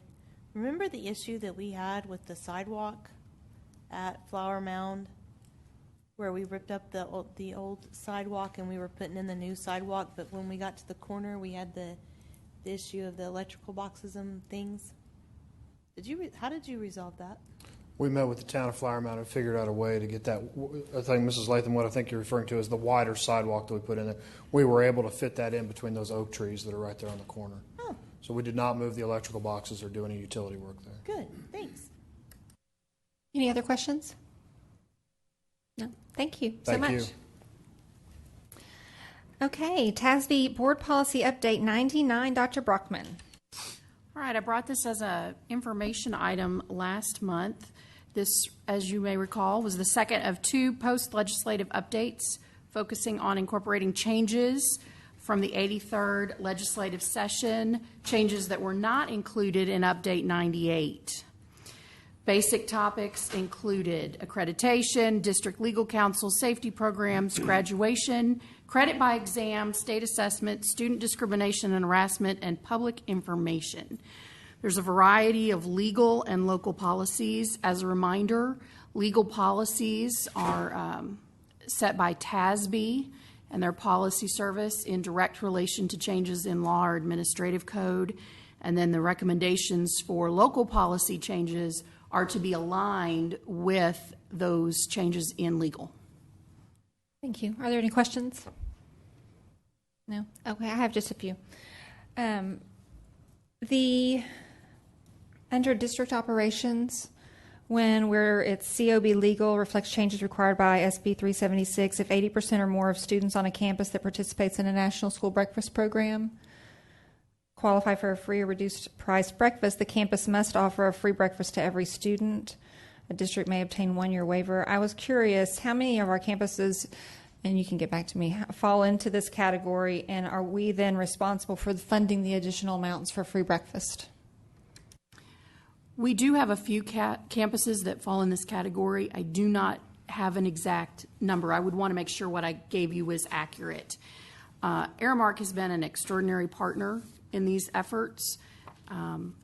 We often do this breakfast in the classroom, start the breakfast that day. Mike, do you want to say anything about this? There are 8 elementaries that meet.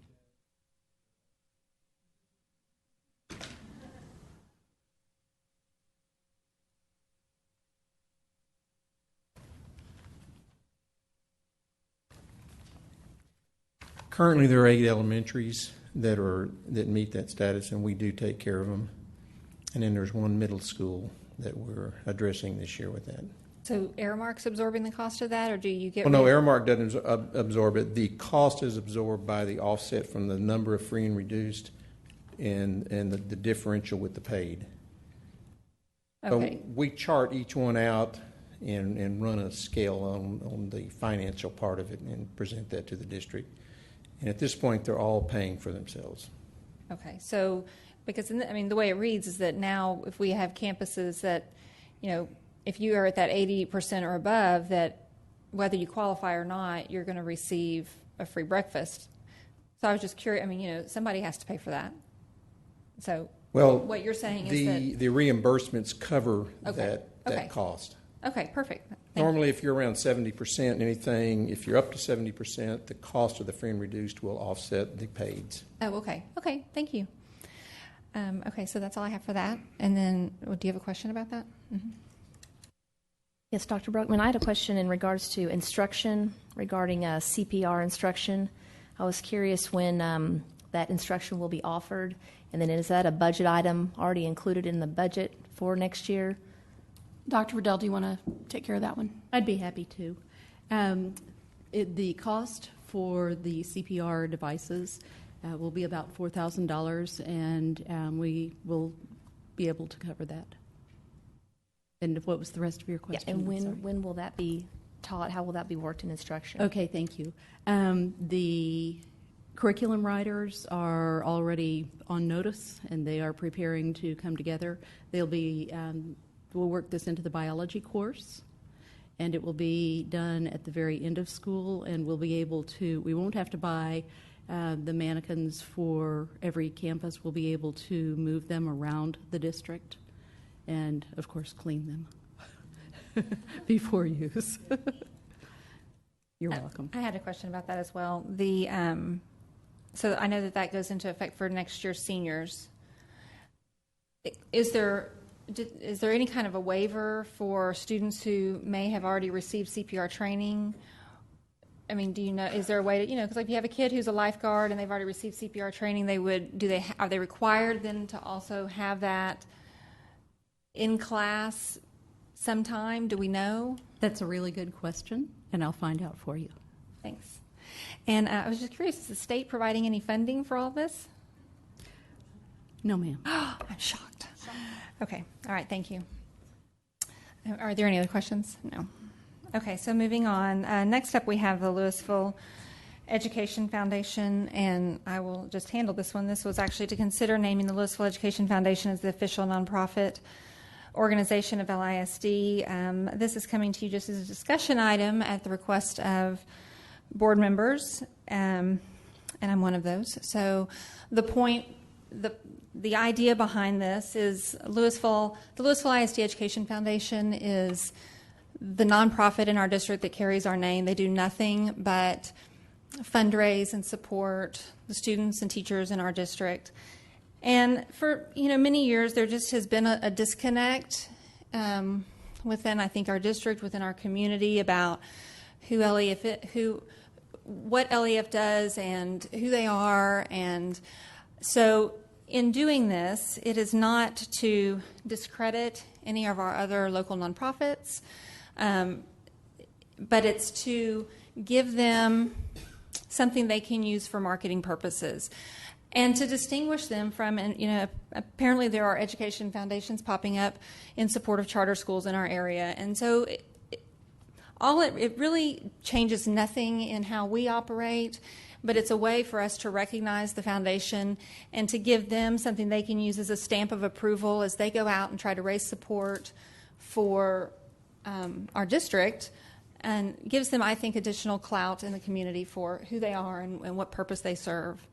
So I just wanted to bring that forward to discussion. I think it, again, I don't think it discredits any of our other local nonprofits. Our relationships with them will be unchanged.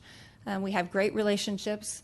I just think it's one of those things that we could do for LEF that is truly of not a lot of consequence to us in terms of, just naming them, but that what it carries weight for them in the community would be significant.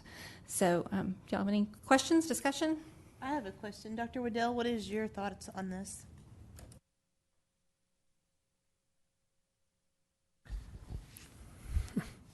My professor said never answer a loaded question. So, what I could say is, I think the foundation is extremely important to the district. I've certainly tried to foster a really close relationship with the foundation and the board since I've been here, and I'd like to think that I have. I've gotten some feedback to that. So the support of the foundation and doing anything to help them, they obviously were their focus, and I think that's important. I also think it's important, though, as Ms. Sheffield said, I think other foundations in our area also are very important. They serve the district in different ways than the children themselves. So I don't have any problems with designations. I would not want to damage relationships with other entities that support our kids and families. But a way to illuminate the foundation without doing that would not be something that I would have a problem with. What are these other? Well, I don't know the name of it. There's I can get it for you. There are some charter schools in our area that have created. Oh, I'm talking about Communities and Schools of North Texas, United Way, PD Place, CCA. I mean, we have established relationships and strong relationships with them. Again, nothing really, from where I see, nothing changes with this designation. Who? Ms. Cox. Mr. Miller. Thank you. I understand the desire to do this. I think LEF is a great organization. We have given them something that I think is worth a lot, and that is our name. And they carry that. It's something nobody else will. I think when you say "the," you immediately get other nonprofits to reconsider. I think it's just human human nature. So I don't know what it would benefit LEF. I'm not sure it benefits the community. And so I just think we should be cautious about saying that this is the LISD nonprofit. It's not that it's not important, and again, like I said, we've given them something very important. They already have our name. And I would prefer that there's a little bit of competition amongst the nonprofits to try and bring things to the district, or even more so to solve district problems that we don't necessarily have to invest in resources. So I just like to think about what's the value in calling them the nonprofit for LISD versus making sure that we're creating harmony within the community and letting people give money to organizations that are important to them that ultimately help solve community problems.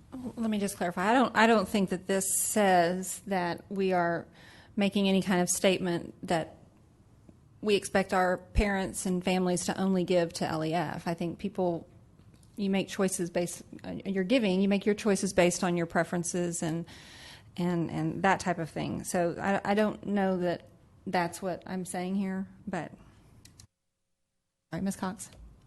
Yes, if there's a representative here, I'd be interested just to see how much money they've given back to the district, grants and scholarships. Ms. Pelfrey, could you answer that for us?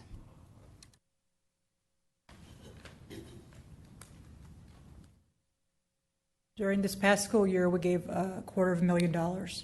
That's through teacher grants, campus grants, fellowships, and scholarships to graduating seniors. So, and that's each year that amount goes up and up. And for that last next year will be our 25th anniversary, and we're about, I believe, it was a couple $1 million that we've given to the school district. Thank you. Anything else? Ms. Duke? I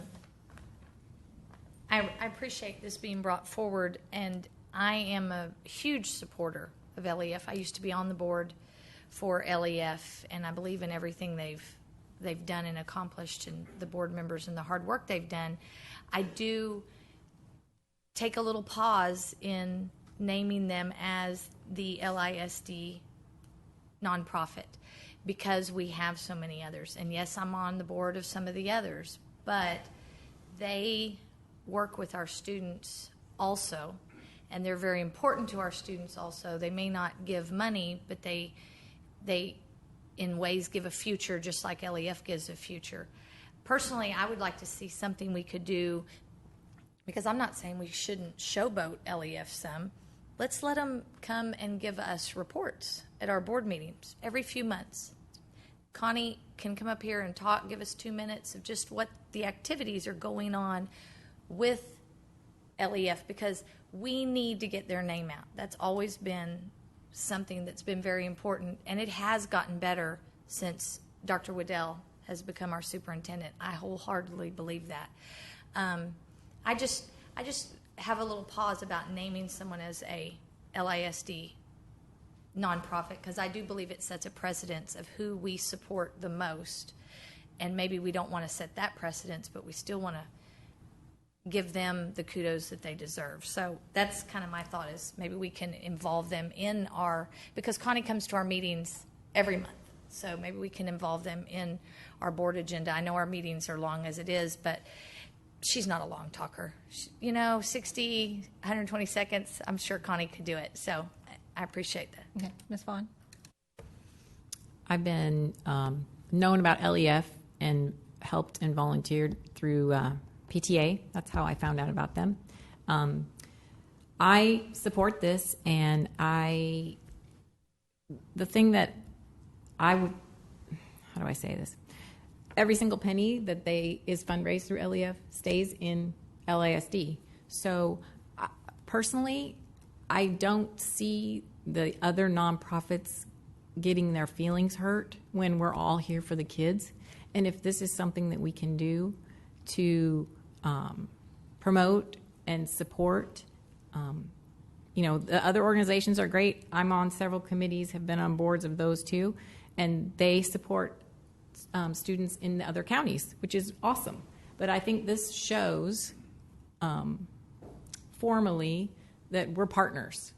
And I would be interested to see if other districts do this.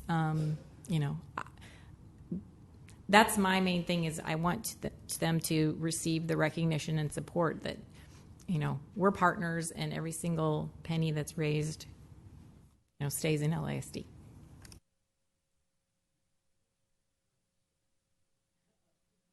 Oh, here comes Mr. Luna.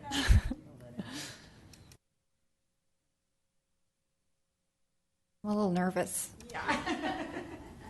My name is Bob Luna, for the record, and I'm the attorney for the school district. The last statement is of concern to me as a lawyer. We're not partners legally. My legal concern there is fairly minor in this, but what we have to remember is this is not, even though they have your name, it's not the Lewisville Independent School District. This is a separate legal entity. So when we start using words like we're partners, we're starting to merge our public relations with some of the legal issues. You have certain legal protections as a public school district. They do not. When we start getting too close and using advertising that could be misleading to someone, then we raise new legal issues that don't currently exist. So I just wanted to kind of point that out, and it's a reminder that they are a separate 501c3 corporation.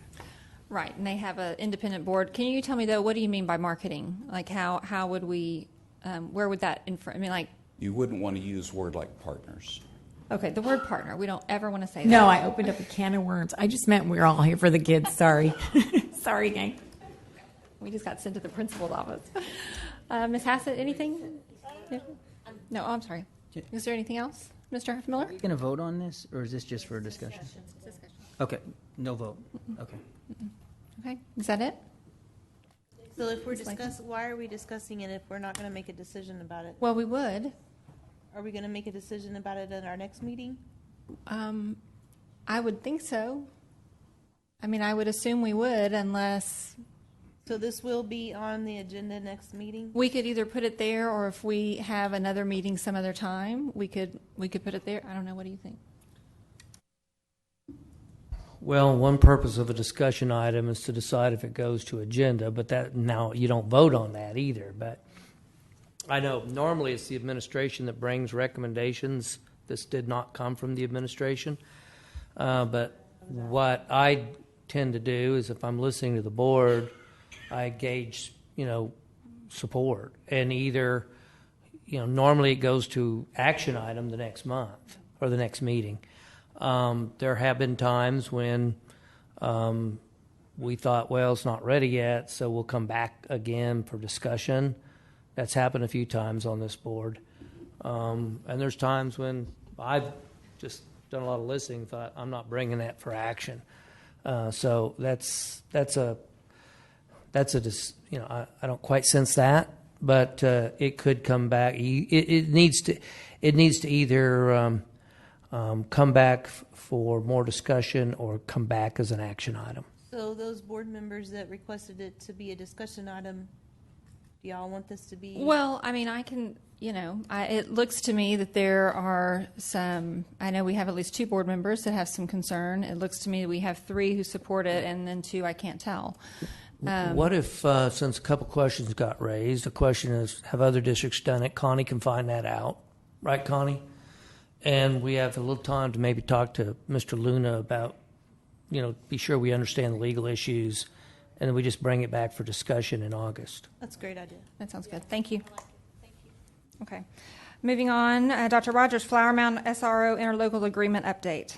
Yes, ma'am. As we mentioned last month, Mr. Garrett continues to work to ensure that all of our interlocal agreements for our SROs, and by the way, that has been checked by legal, include the same requirements to ensure consistency. We want to make sure that our SROs that we use in our schools have the same training. Certainly, we want to have some input into their evaluations, and we want to make sure that we get some temporary assignments when a substitute's needed. So anyway, we'll take whatever questions you might have. Does anyone have any questions? No. I have one. We have one shared SRO across 5 middle school campuses. Is that standard? Right now, Mr. Garrett is looking at, that's part of his review. There is no standard, but certainly we would believe in the future that needs to probably change. All right, thank you. Mr. Miller? Seems to me, Mr. Garrett, this is a great opportunity for the municipalities to, is Wes back there? to, Wes, I'm thinking about how we don't have to pay for everything. And I'm not trying to put you on the spot, but I really do think this is a way that beyond Flower Mound, who you work for, the communities could maybe help us either test some solutions or participate in, a little more density in the SRO coverage. That makes sense? Certainly. And Matt Garrett's done a fantastic job benchmarking, and we're looking at other standards, not only with our other sister agencies that LISD serves, but outside of that as well. And I think we've taken all that into account insofar as planning for the future. Are there any other questions? Okay, thank you. We would like to take just a short break so that maybe 5 minutes, 5 to minutes. And then we'll reconvene for action.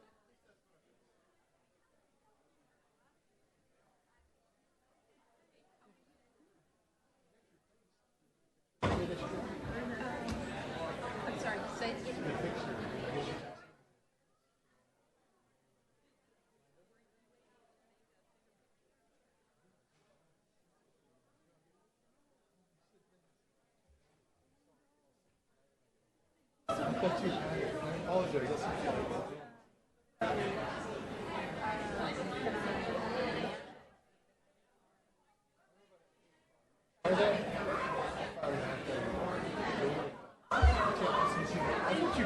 sit down. I thought maybe it was the last thing I had seen.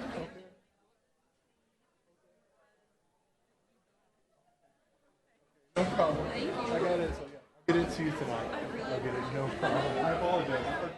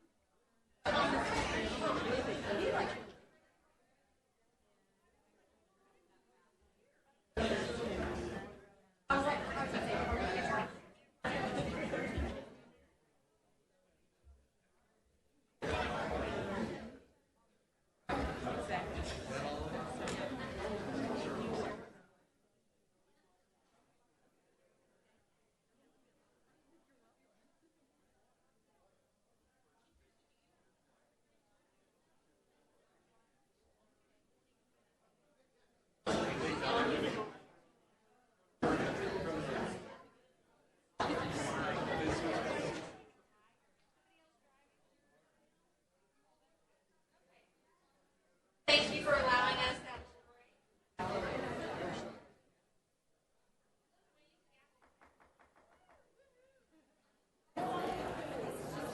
Y'all, hey. I'm going to get power hungry with my gavel. Thank you all. Okay, thank you. We'll reconvene and we will move into action. I need someone to make a motion.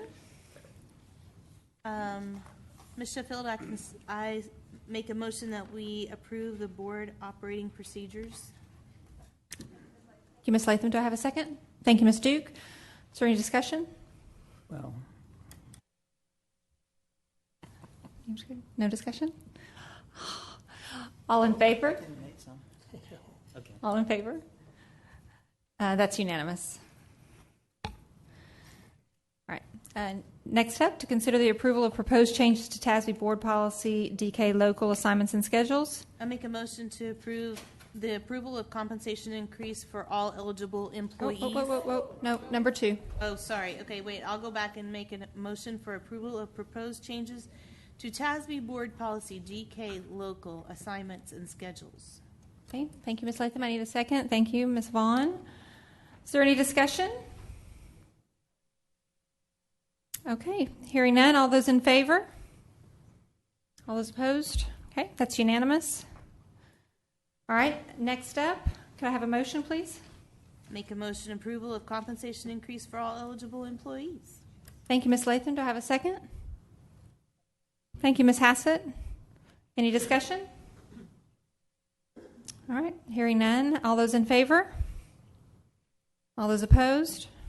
Thank you. That's unanimous. Yay. All right. If I could also have another motion. I'll make a motion for compensation increase for superintendent. Thank you, Ms. Latham. Do I have a second? Second. Thank you, Mr. Miller. Any discussion? All those in favor?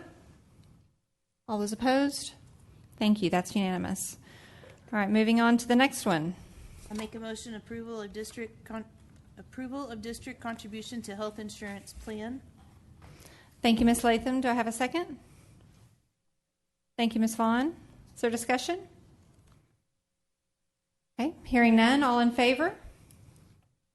All opposed? Thank you. That's unanimous. I need another motion. I make a motion approval of RFP number 2183-11 and DIR-SDD-2068 TIPS/TAPS contract number 1062812 TCPN number R5106 DIR-SDD-1364 by Board 409-12 DIR-SDD-2030 DIR-SDD-1686, DIR-SDD-1951, computer, laptop, table, computing device products, software, and services. And that's a typo there. I think that should say tablet, not table. Oh. Okay, they want a tablet instead of a table. Please let the meeting minutes reflect such a change. Thank you, Ms. Latham. Do I have a second? Thank you, Ms. Duke. Is there discussion? Do you have something, Ms. Cox? Ms. Cox? I made the motion. Oh, I'm sorry, Ms. Latham. I'm sorry. You sure did. Yes, would you like to speak to your motion? Yes. There needs to be some clarification. And the reason I say that is because we have, as a board, allocated $19,450,000 in technology bonds towards the purchase of technology. In our last meeting on May 19th, in the consent agenda items, we approved the spend of $12.3 million of that $19.4 million. That leaves us a remaining balance of $7 million, little over that. If you take that remaining $7 million and you subtract tonight's ask of $11.65 million, it comes up with a shortage. Now, I will like to point out that if you look in depth at the last several meetings, there are duplicate asks, and David is running across the stage right now. He's helping me with something. Oh, he's gonna. I'm sorry, we have a technical difficulty apparently. We need very clear numbers and very clear what you're asking, please. I understand, and I will do my best to clarify that. In an attempt to make sure that we've been very clear on planned purchases, we did have a duplication. In May, the consent was not to exceed $12.4 million, and in June, not to exceed $11.6. But this was not to exceed, which includes many other funding sources, such as special ed, such as Title I, such as PTA, all of those. But we did duplicate a business lab at Hebron High School and some hardware upgrades and tablets, which was a duplication of $1.75 million. But this is what I want to make sure is very clear. The items that were taken to you in May and now in June will not exceed $15 million in bond funds. Okay, can I stop you for just a second? Yes. Because I need to make sure we're clear. Okay. So we had $19.4 million, and total what you're asking for now is going to be $15 million, leaving a balance of $4 million. Okay, tonight it's $9.6 million. That's of the request of $11.6. But back in May, there was a consent item not to exceed $12.4 because that also included all of the infrastructure items, all the peripherals, everything to do with technology. Brenda, out of our remaining bond funds of our $18 million, we have allocated $6.6 to the iPads to continue our grade level rollout. And that's in the ask for tonight, right? Yes, that is. And in our campus technology equipment, I have budgeted $4.7 million. That will include your high school business labs, your Chromebooks, the computer refreshes that we need to do for offices. We have 5.5 earmarked for infrastructure because we have many old HP switches out there that we have to work to replace. And we also have security cameras, $1.2 million. So we will still have money left with the bond package. But that's just my attempt to explain these two items and the different categories. Ms. Sheffield, I'm still really not clear, and I wonder if maybe we should table this until the next meeting unless everybody else is clear and I'm the only one that doesn't get Could I it. make a recommendation? Well, let's finish with questions first. Let's see where we go from there. Mr. Miller? Well, my recommendation would be, which I think allows us both options. I'd like to modify the motion to include for the motion to be reduced to $6.6 million for digital learning or class. What's the right word, Dr. Waddell? Student technology purchases. You're referring to the iPads for the 1-to-X. Yeah. That the motion for this item, we'll have a second motion, so don't anybody get nervous, but that the motion here would be for $6.6 million for student technology, which is consistent with what we discussed the other night. Now, if that passes, I have some things to say, but let me put that on the table and see if that would take priority over the initial motion. I'll second that. Well, The original motion. Wait. We have a motion and a second already. Right, we need right, and I want to amend the motion to say that it's $6.6 million of student technology. I think, though, I think we need to hear further discussion on the motion that stands. Am I wrong in that? Well, we now have to vote on this motion. No, originally she said, don't make a second motion because she wanted to have questions for the original. Originally, Tricia said that. Oh, okay. I just think separating it creates less confusion, but let's go ahead and talk about it then. Does anyone have a question? Yes, Ms. Cox. I just have a question about the Chromebooks. What went into deciding the Chromebooks and the asset they're going to play for the district? Jerem Froese and David Ostriker, would you please come to the mic? David really spent a lot of time trying to put Linux on those old end-of-life machines that we have to remove that have Windows XP, and that has not been successful, and that's what has led to the need to purchase Chromebooks. So he will explain more about that. Okay. What this is based on is we have computers which we are needing to take out this year because they have XP on them, and Microsoft is not offering security updates anymore for the operating system. So we are taking those machines out right now, and then what we are left with is some gaps in our classrooms. So what we've done, and this was talked about last week at the board workshop, was we have 3 levels of devices in our plan for this next year. One, of course, is the iPad as a student device, and then we have the Windows machines. We are prioritizing for our labs and those kind of rooms, and then we have the Mac Airs, and the Mac Airs and the Windows machines provide that higher level of need. Like the Mac Airs are great at editing videos and that type of thing. What we had as a gap in our classrooms then was a need of classrooms having a device for more basic needs when they are needing to type papers, to do things like research and those kind of things in their classrooms.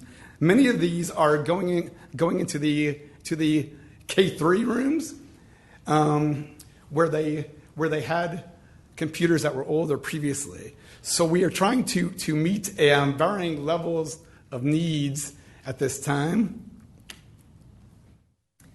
And so the devices that are part of the recommendation beyond the student devices are all coming back to the next steps that we outlined in our board workshop last week. And so that is the pre-K3 classrooms. It's providing access for our 6th and 12th grade where we do not have implementation with student devices. Continuing support for secondary math and science, working with learning and teaching on what that model looks like, and being able to provide that tool. We're really beyond a point of one device fits all needs. And so that solution, that was our old model that we are moving away from. The Chromebooks allow us to move into a mixed model approach in a better way. So we started that with the iPad and with the MacBook Air, but we're seeing a very nice opportunity to take advantage of a lower cost device that works well, that's easy to manage, that's on instantly, like our iPads are, and that allows us to do a big part of what we do in the classroom. Now, it doesn't do everything, but when we balance that with access to different devices, Ms. Cox, then that's where it fits in very nicely with our model. So would this be like a classroom set, or what would the Chromebooks, how would they serve? So that's going to depend on the scenario for where it's going to as a replacement machine. At the pre-K 3 classrooms, which is going to be a big part of our implementation, our model developed by teachers and administrators and our staff was kind of a half and half model, so half Chromebooks, half tablets. And we're working with the devices that campuses already have, as well as devices we have in inventory from IMA purchases, where we were doing some pilots to be able to provide that more of a half and half balance in our pre-K 3 classrooms. In our 6th and 12th grade classrooms, that's going to be, David, remind me on how many devices per classroom. What we are doing in those is they are keeping a quantity that they had previously up to 6. What is the span of the Chromebooks? You're talking about the life Lifespan. cycle? Yeah, the life cycle. So you would be looking at something that would be equivalent to a laptop. It's very similar to a laptop form factor. There are no moving parts inside these devices, so it doesn't have a spinning hard drive. It's built on flash drive technology. So we're looking at a four-year ideal, but probably 5-year as we stretch things in education. Mr. Miller. So would these PCs here that we're using go away and we'd have Chromebooks just to view our board book, as an example? That isn't in our plan at this time, but that certainly could not happen since that is a web-based application, so that is a possibility.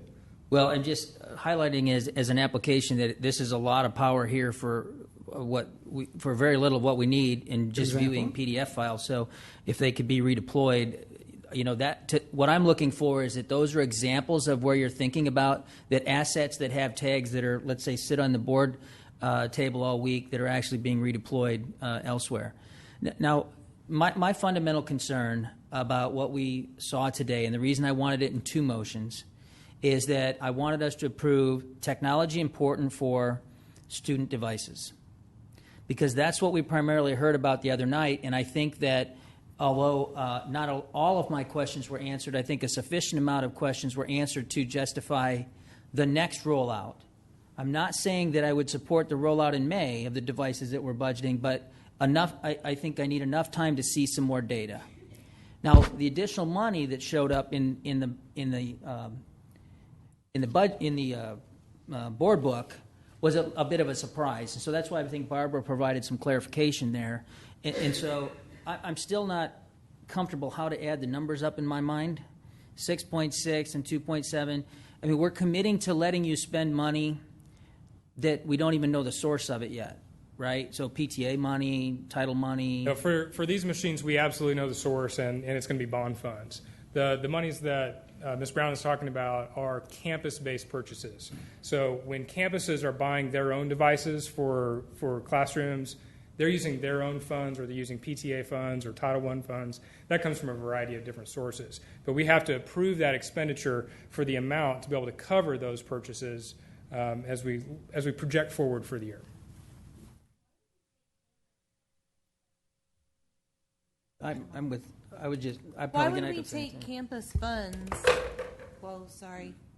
Why would we take campus funds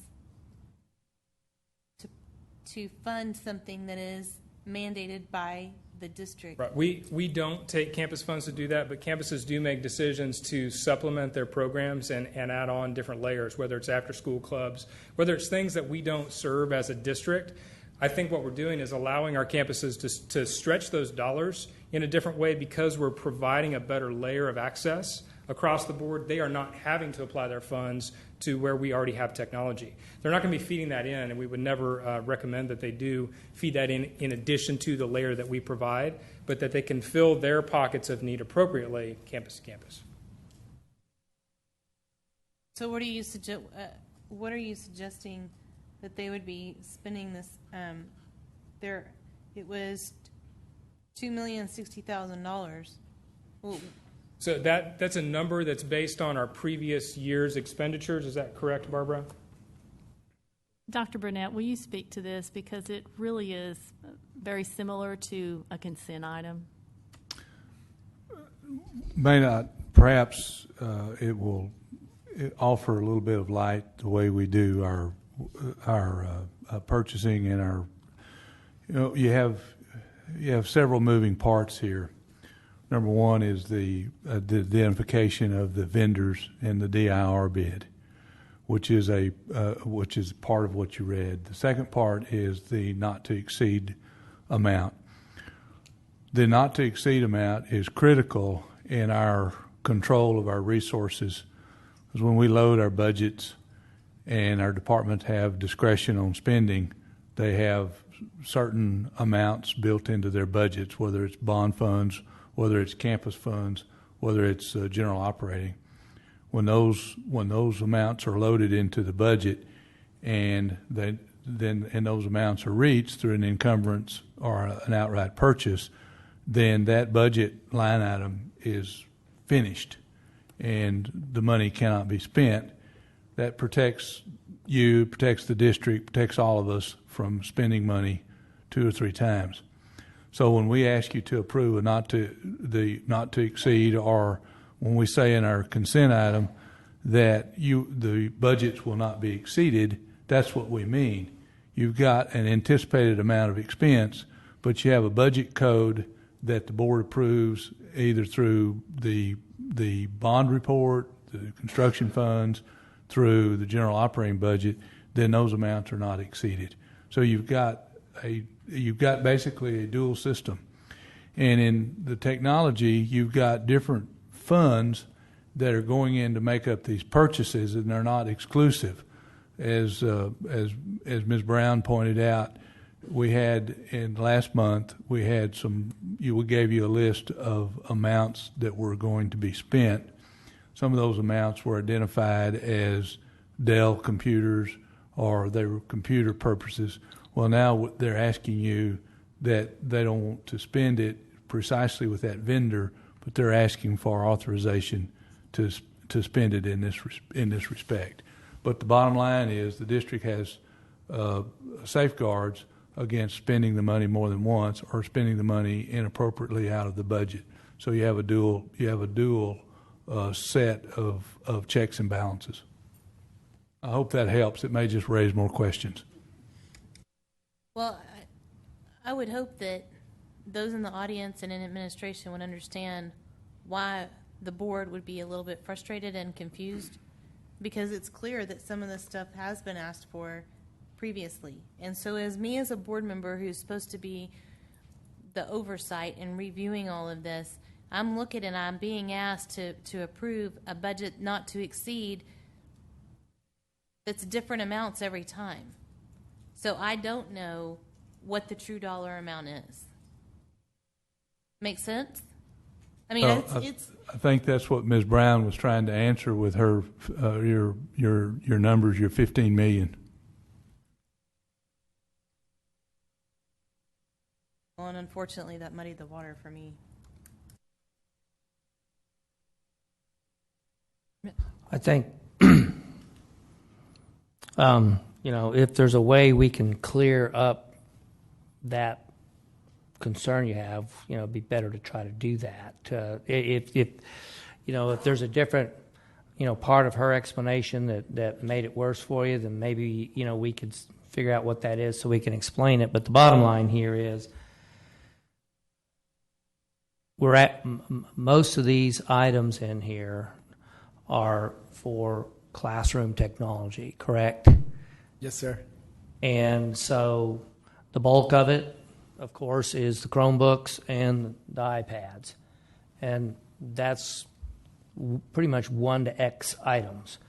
The rest of it, by and large, MacBook Airs, that goes along with the 1 to X because, that goes in the classroom, or not the classrooms, but school sets that they can borrow. We changed to that last year when we were going 5 MacBook Airs per classroom. We realized that wasn't, they didn't need that, so we backed off. So that's also instructional technology. So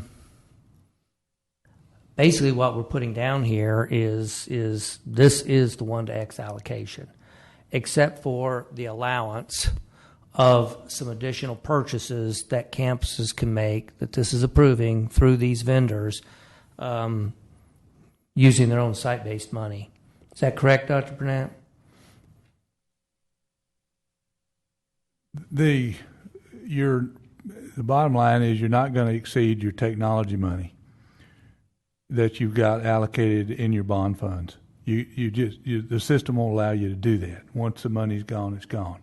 Now, also understand too, that will muddy the water even more, is not all of the monies are allocated from the technology budget. Some are built into project budgets, just like we don't ask facility services to pay for the HVAC systems in new buildings. They're part of the project costs.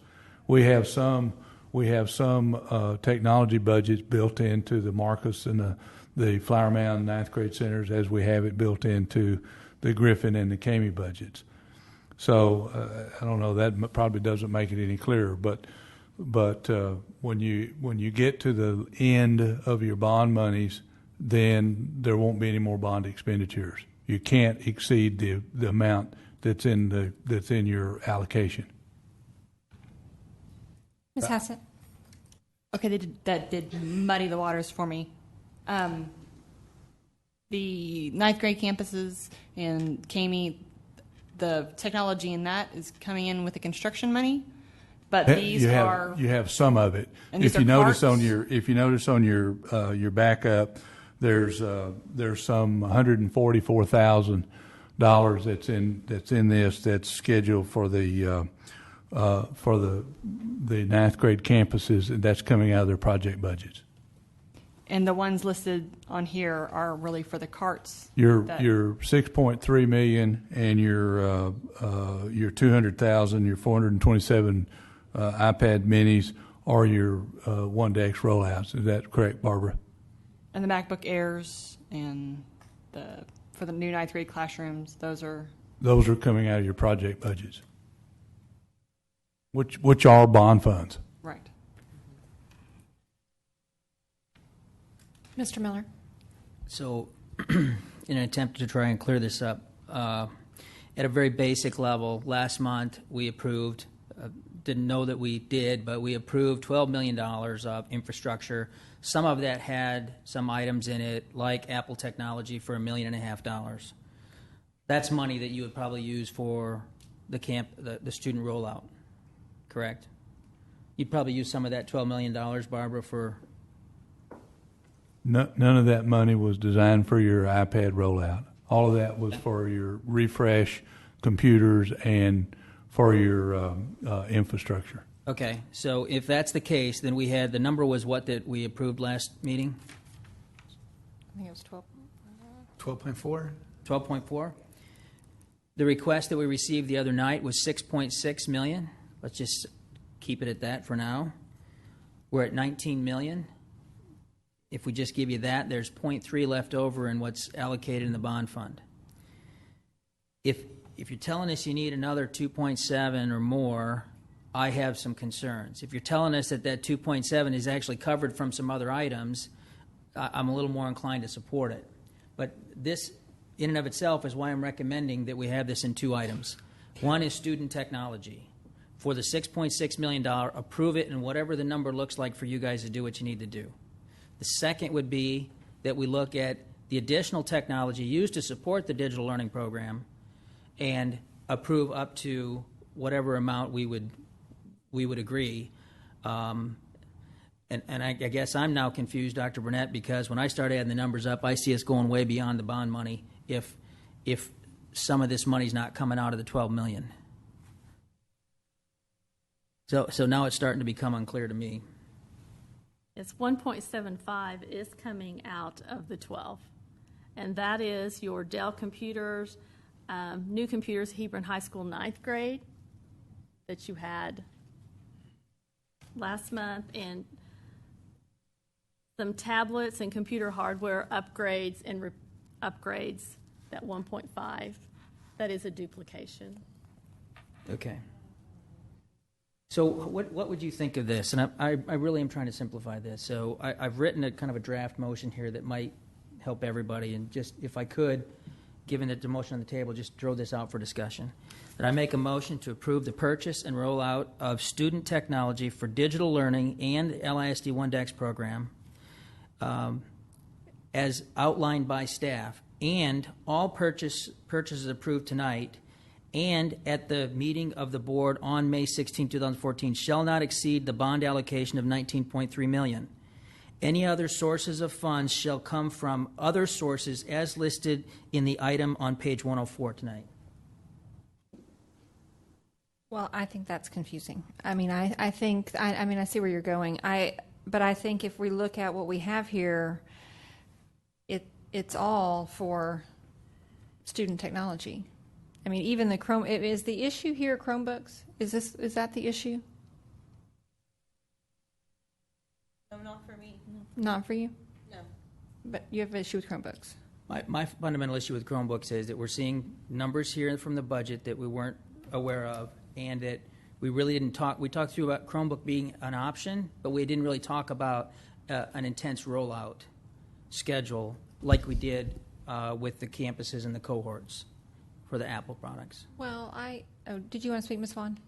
Am I wrong in understanding that the Chromebooks are refreshing the computers that we have to take away because they're not being supported anymore? Yes, ma'am. We are taking out right now 1,200,000 computers, which are end of life, and we had taken out 7,000 last year. So that's a total of 19,000, and we are looking at purchasing 9,000 Chromebooks to take the place of the 19,000 that we originally had. Thank you. I thought that's how you explained it the other night. Well, Ms. Latham? does that throw a flag for anybody else? We had 19,000 PCs and we're going to replace them with 9,100 Chromebooks? Reason for that is our models changed. Those PCs, they were bought in the old model where every classroom had computers and students had in their hands nothing. They didn't have tablets or anything. So since then, our models changed. So we have more devices overall out there now because of the iPads, which is decreasing our dependence on those full-size devices. That makes sense. Thank you. You're welcome. Yeah, I mean, I understood Chromebook. I understood from our technology workshop that this was the direction. I mean, I understood that to be the direction we were going. I mean, I don't know that I expected it this month, but I think that was perhaps confusion on my part. I just thought we would see it in August. However, if some of the point of this is if we do it now so that we can be prepared for the next school year. I think, Ms. Brown, correct me if I'm wrong, or David, but of course, Mr. Miller, you kind of offered two different motions there, but taking your first one, just the concept behind it, looking at what's in front of you, the large bulk of it is iPads and Chromebooks. So the Chromebooks we know what the iPads are for. We did that this year, so it'd be the same thing. The Chromebooks will refresh those computers that we're pulling out that aren't being substituted for by the iPads, as David just explained. It's also part of, is it not also part of the first grade rollout or the K-3 rollout? So I haven't heard anyone say, let's delay the iPad rollout. I haven't heard anyone say that. So the big question really comes down to the Chromebooks, and the confusion lies there. I think everybody expected and understood about the iPad rollout. So just for your consideration in terms of the decisions you make on this is if a delay took place as far as Chromebooks are concerned, what the net effect would be just this, that it would, and let's say you passed it in August or you passed it in September. You got your questions answered, and that it would just take a couple, 3 months to get that into those classrooms, that they wouldn't have it at the beginning of school. That would be the net effect.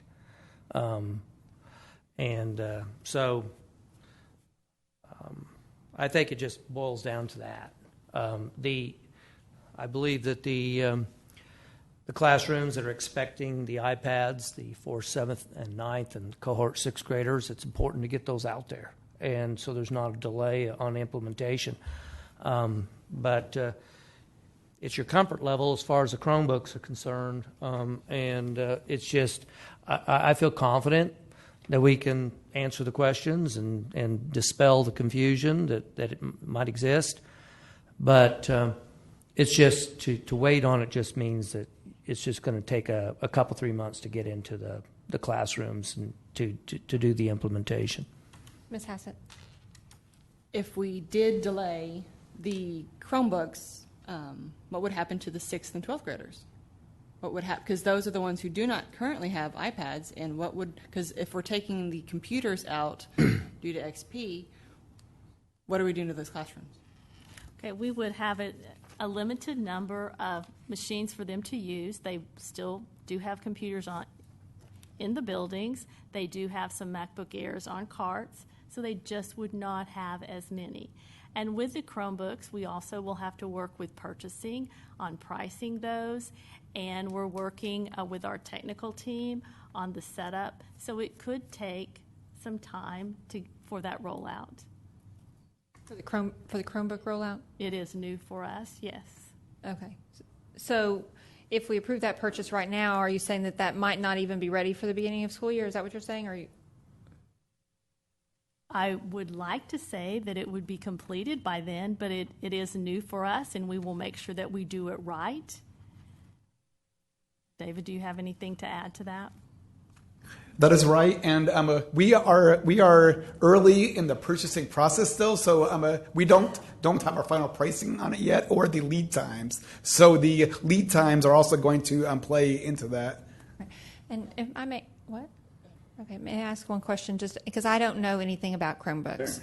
So, what type of learning curve is associated with a Chromebook if we don't have them in our schools right now? So is this a new device that would require training of staff? Is it something that I don't know, I'm just curious. Right, so we would definitely have a training plan to be able to provide support for our staff, but the really good thing about a Chromebook is that it's a browser-based tool. And so if you know and understand a browser or the Chrome browser, anything you can do there, you can do on a Chromebook. Google Docs, which is already used pervasively in our district, is already a part of how the Chromebook operates. So that significantly reduces the training impact on our staff. They're going to be very familiar already. Lots of questions. Okay, I'm going to let you finish your thought, Ms. Hassett. If we did, just for giggles, leave the PCs that are currently in the 6th and 12th grade classrooms, because XP won't actually literally explode overnight just because it's not being supported, what problems would that cause? I mean, if we can't implement it for those grades who won't have anything. Sure. Well, I would say also that the bigger hole of machines won't be at 6th and 12th grade. It will be in the K3 classrooms. Is going to feel a bigger hole of machines not being there, I think, than the 6th and 12th, because they have more access to labs and other things at the secondary. So we would need to look at it in the meantime, what options we have, adjustment we have. The issue, to answer your question, with XP is a security issue, because XP now, it is vulnerable to any new vulnerabilities found on it, make it a target for hackers and malicious people. One machine could get a virus and could attack everybody else in the whole school or a large area and bring it down. We've seen this in the past, not in a long time, luckily. where virus has done that. So it's really making it a big risk of impacting other computers or even our network access if somebody hacked into a machine and got access to our resources. Thank you. Ms. Duke, did you have a question? Well, I have more of a statement. Is that okay? So we just had a technology workshop. We spent 4 hours talking about Chromebooks, K through 3, all of this and getting all this information. I personally would hate for us to slow any of this down because it affects everybody in our district. Like David was just talking about, we have issues with the viruses. We're going to refresh these old computers. Well, if anybody talks to teachers and classrooms, they know that they don't like working with these old computers and old systems. So if we have the opportunity as a board to approve it now so they can get it implemented in August, September, October, as it can happen, I think we should do that. We do not need to slow down the educational process of what we are trying to do. All it does, it slows everything down. It slows our teaching. It slows our statistics that everyone wants, all of it. And I just hate for us to split it up. You know, we've got an explanation of the difference in the numbers. We know there's a maximum amount, and I think it's important. And personally, I want to see us approve this to keep our district going in the state that we're going now, because we've all said we want this to happen. So, thank you, Ms. Duke. Ms. Vaughn?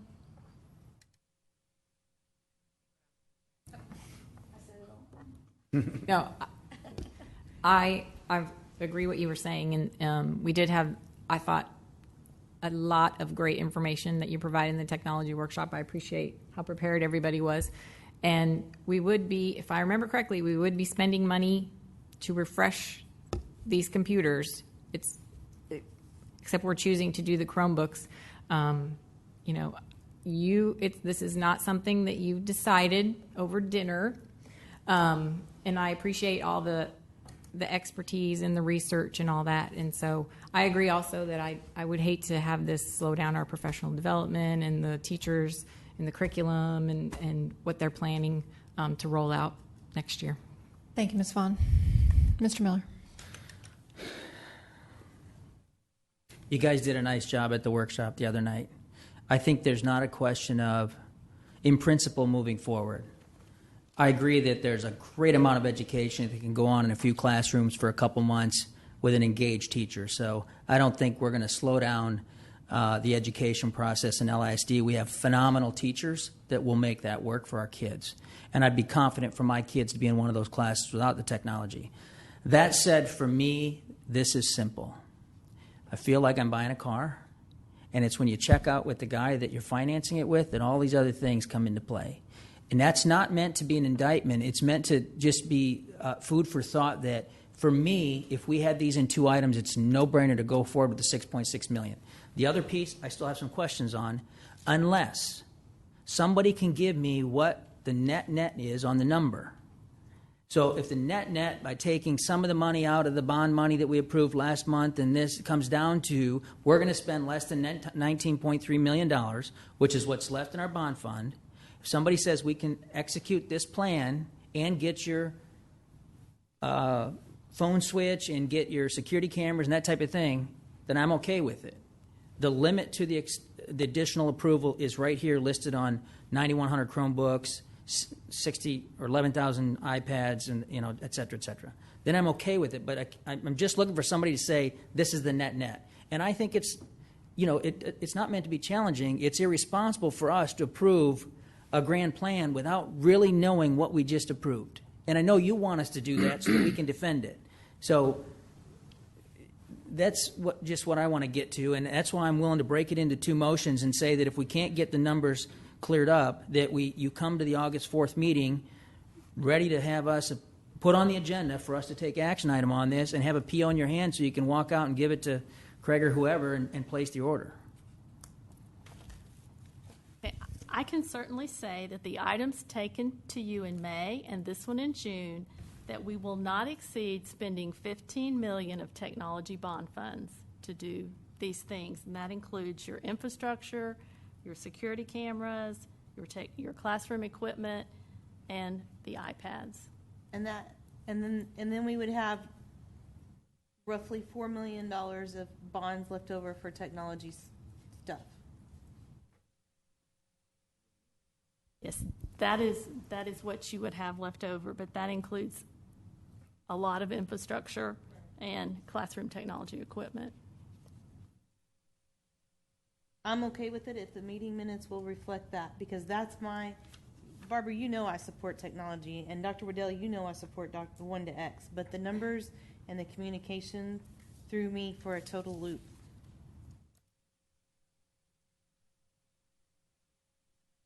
Just another question, Dr. Burnett, if you don't mind. Just as what you said earlier to the board about a do not exceed. As far as Craig's over here. I mean, he's the one that's going to be policing that. So, we're hearing like what Ms. Latham just said, a do not exceed amount. So I think the big deal here is that there's a certain amount of money in bond, 19.6 or whatever that amount is, and that it won't be exceeded, that it's not overlapping and running over that. So as far as there's a do not exceed amount here, that we need to be clear on what that amount is.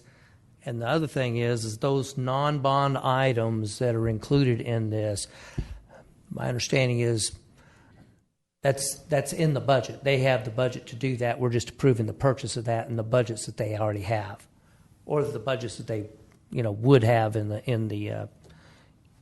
2014-15 budget. We use a not to exceed because, as David mentioned, we haven't finished the negotiations with Chromebook, so our hope is that the actual amount will decrease. We also, as we've done with other things, we're approving a vendor that the bid can be used by campuses to utilize their money to also purchase from their accounts as well. Mr. Miller. So now that this is on a glide path for approval, I'll make my comments about the program, and this is intended really in good faith. Whereas I said the other night, my initial platform is I think teachers who are engaged, who don't have technology, are as effective as those who are not engaged and do. It's very interesting to campaign outside of the Carrollton Library and watch the number of families that go in and get books. There definitely, you see a lot of Asian kids going in to get books. And I say that because, having been around the world, I can tell you that there are a lot of Asian kids competing for our jobs that don't grow up with these technologies. Now, that said, I'm going to approve this. I'm going to vote for this tonight. Whether the rest of the board does not, I assume they will. But as I've always mentioned, I'm going to closely monitor the quantifiable performance in the classroom. We need to get to that. And Dr. Waddell, whether we start building that together, David, Patrick, Jerem, you guys, I really want to start seeing some quantifiable measures so that we can say digital learning and LISD is driving these results. And it should be some academic results.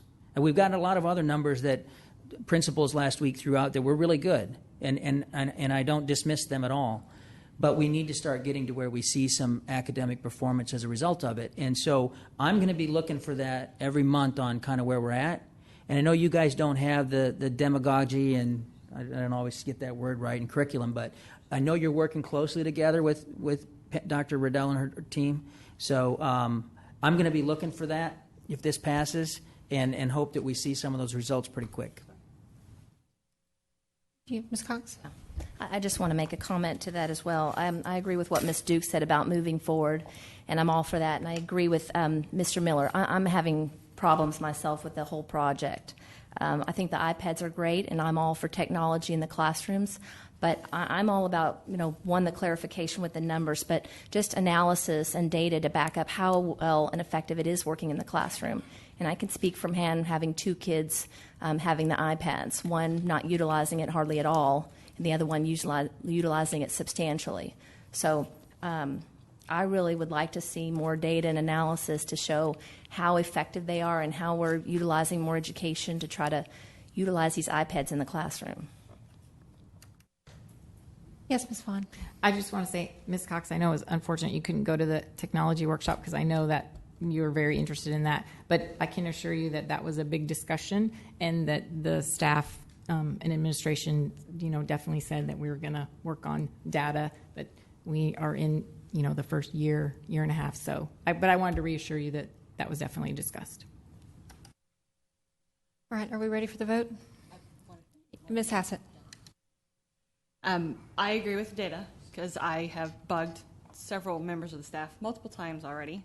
But I also have reached out to several teachers. And I want to make sure that what we're using in LISD is good and solid and valid for our students to make sure they're progressing.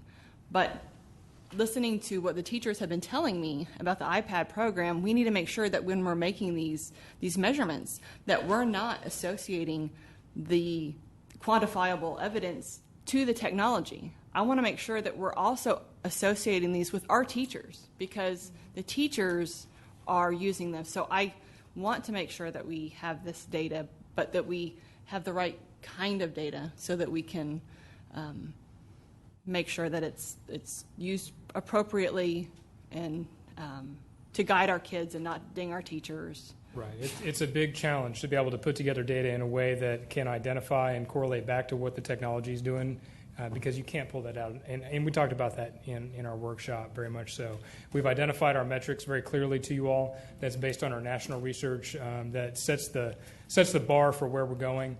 And we've set our baselines. We're going to continue to watch those, but also get more deeply engaged with our teachers through our One-to-X steering committee, as well as with our community through our advisory council to work together to build what that means and to look at how that shapes for our district.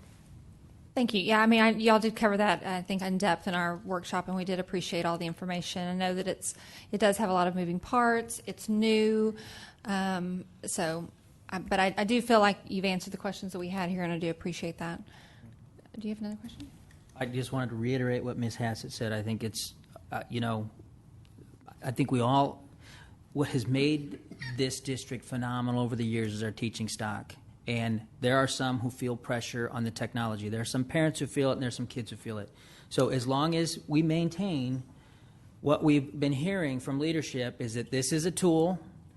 It's fairly optional. I'm not saying it's 100% optional, but it's fairly optional, and that we still give high regard to how a teacher decides to run their classroom. And if they don't perform, then that's a different ballgame. But that Dr. Waddell, that's up to you all how you measure the teachers. I would just say let's give the teachers some grace here in embracing this as we've moved pretty fast on it, and also just give them high regard for what they're doing in the classrooms and the pressure they're on. I mean, we got a lot of parents who like to be involved in their kids' stuff, so there's enough pressure on the teachers when that happens. All right, thank you. So we have Ms. Latham made the motion, Ms. Duke seconded it. We've had lots of discussion. All those in favor? All those opposed? Okay, that is Ms. Cox is opposed. All others in favor. All right, thank you. Okay, moving on to consent. Are there any that need to be pulled this month? Yes. Oh, we first need to make.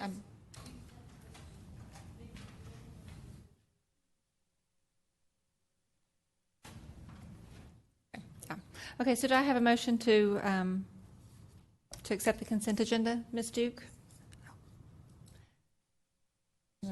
Yes. Okay. Thank you, Ms. Cox. So Ms. Duke made the motion. Ms. Cox seconded it. Is there discussion, Ms. Cox? Hello.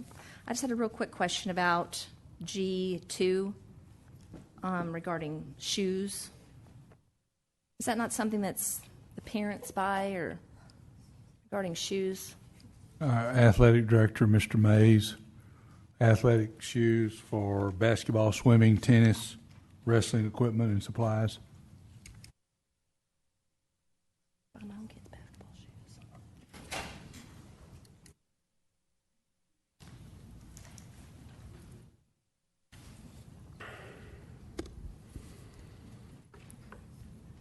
Ms. Cox, I think the item you're referring to is basketball shoes. In this case, it would only apply to, no, in both cases it applies to both girls and boys.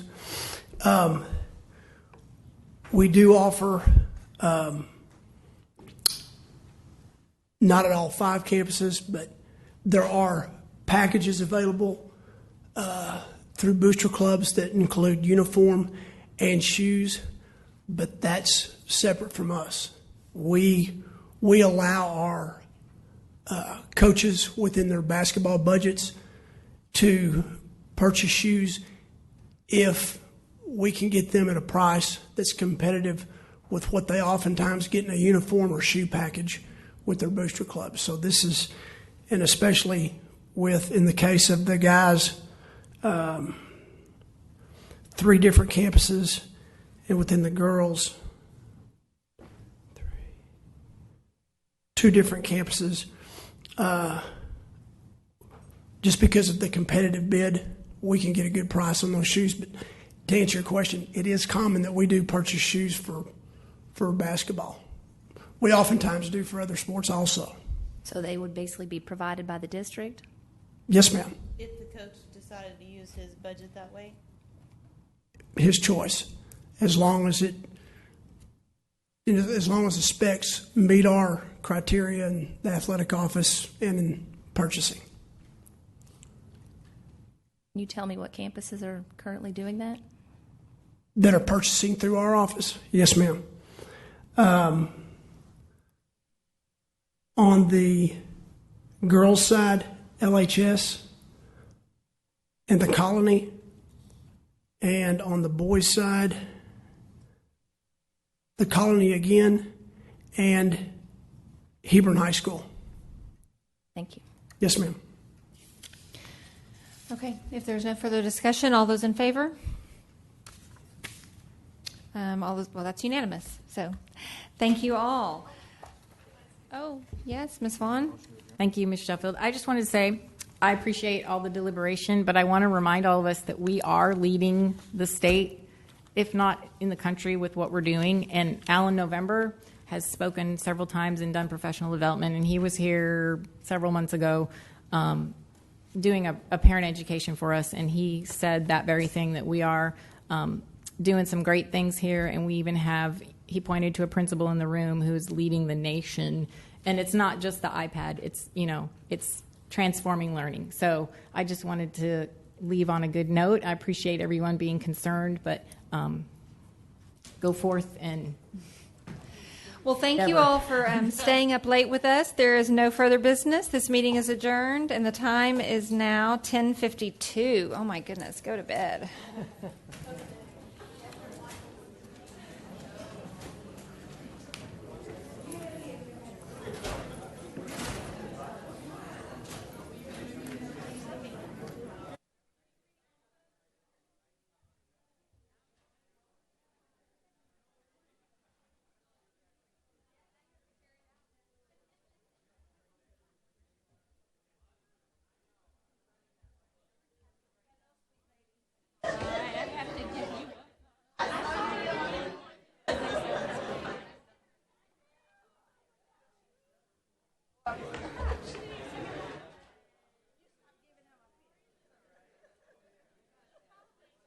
Give him a hard time. Welcome on the board, but I tell you, give him a break. He has some tough questions.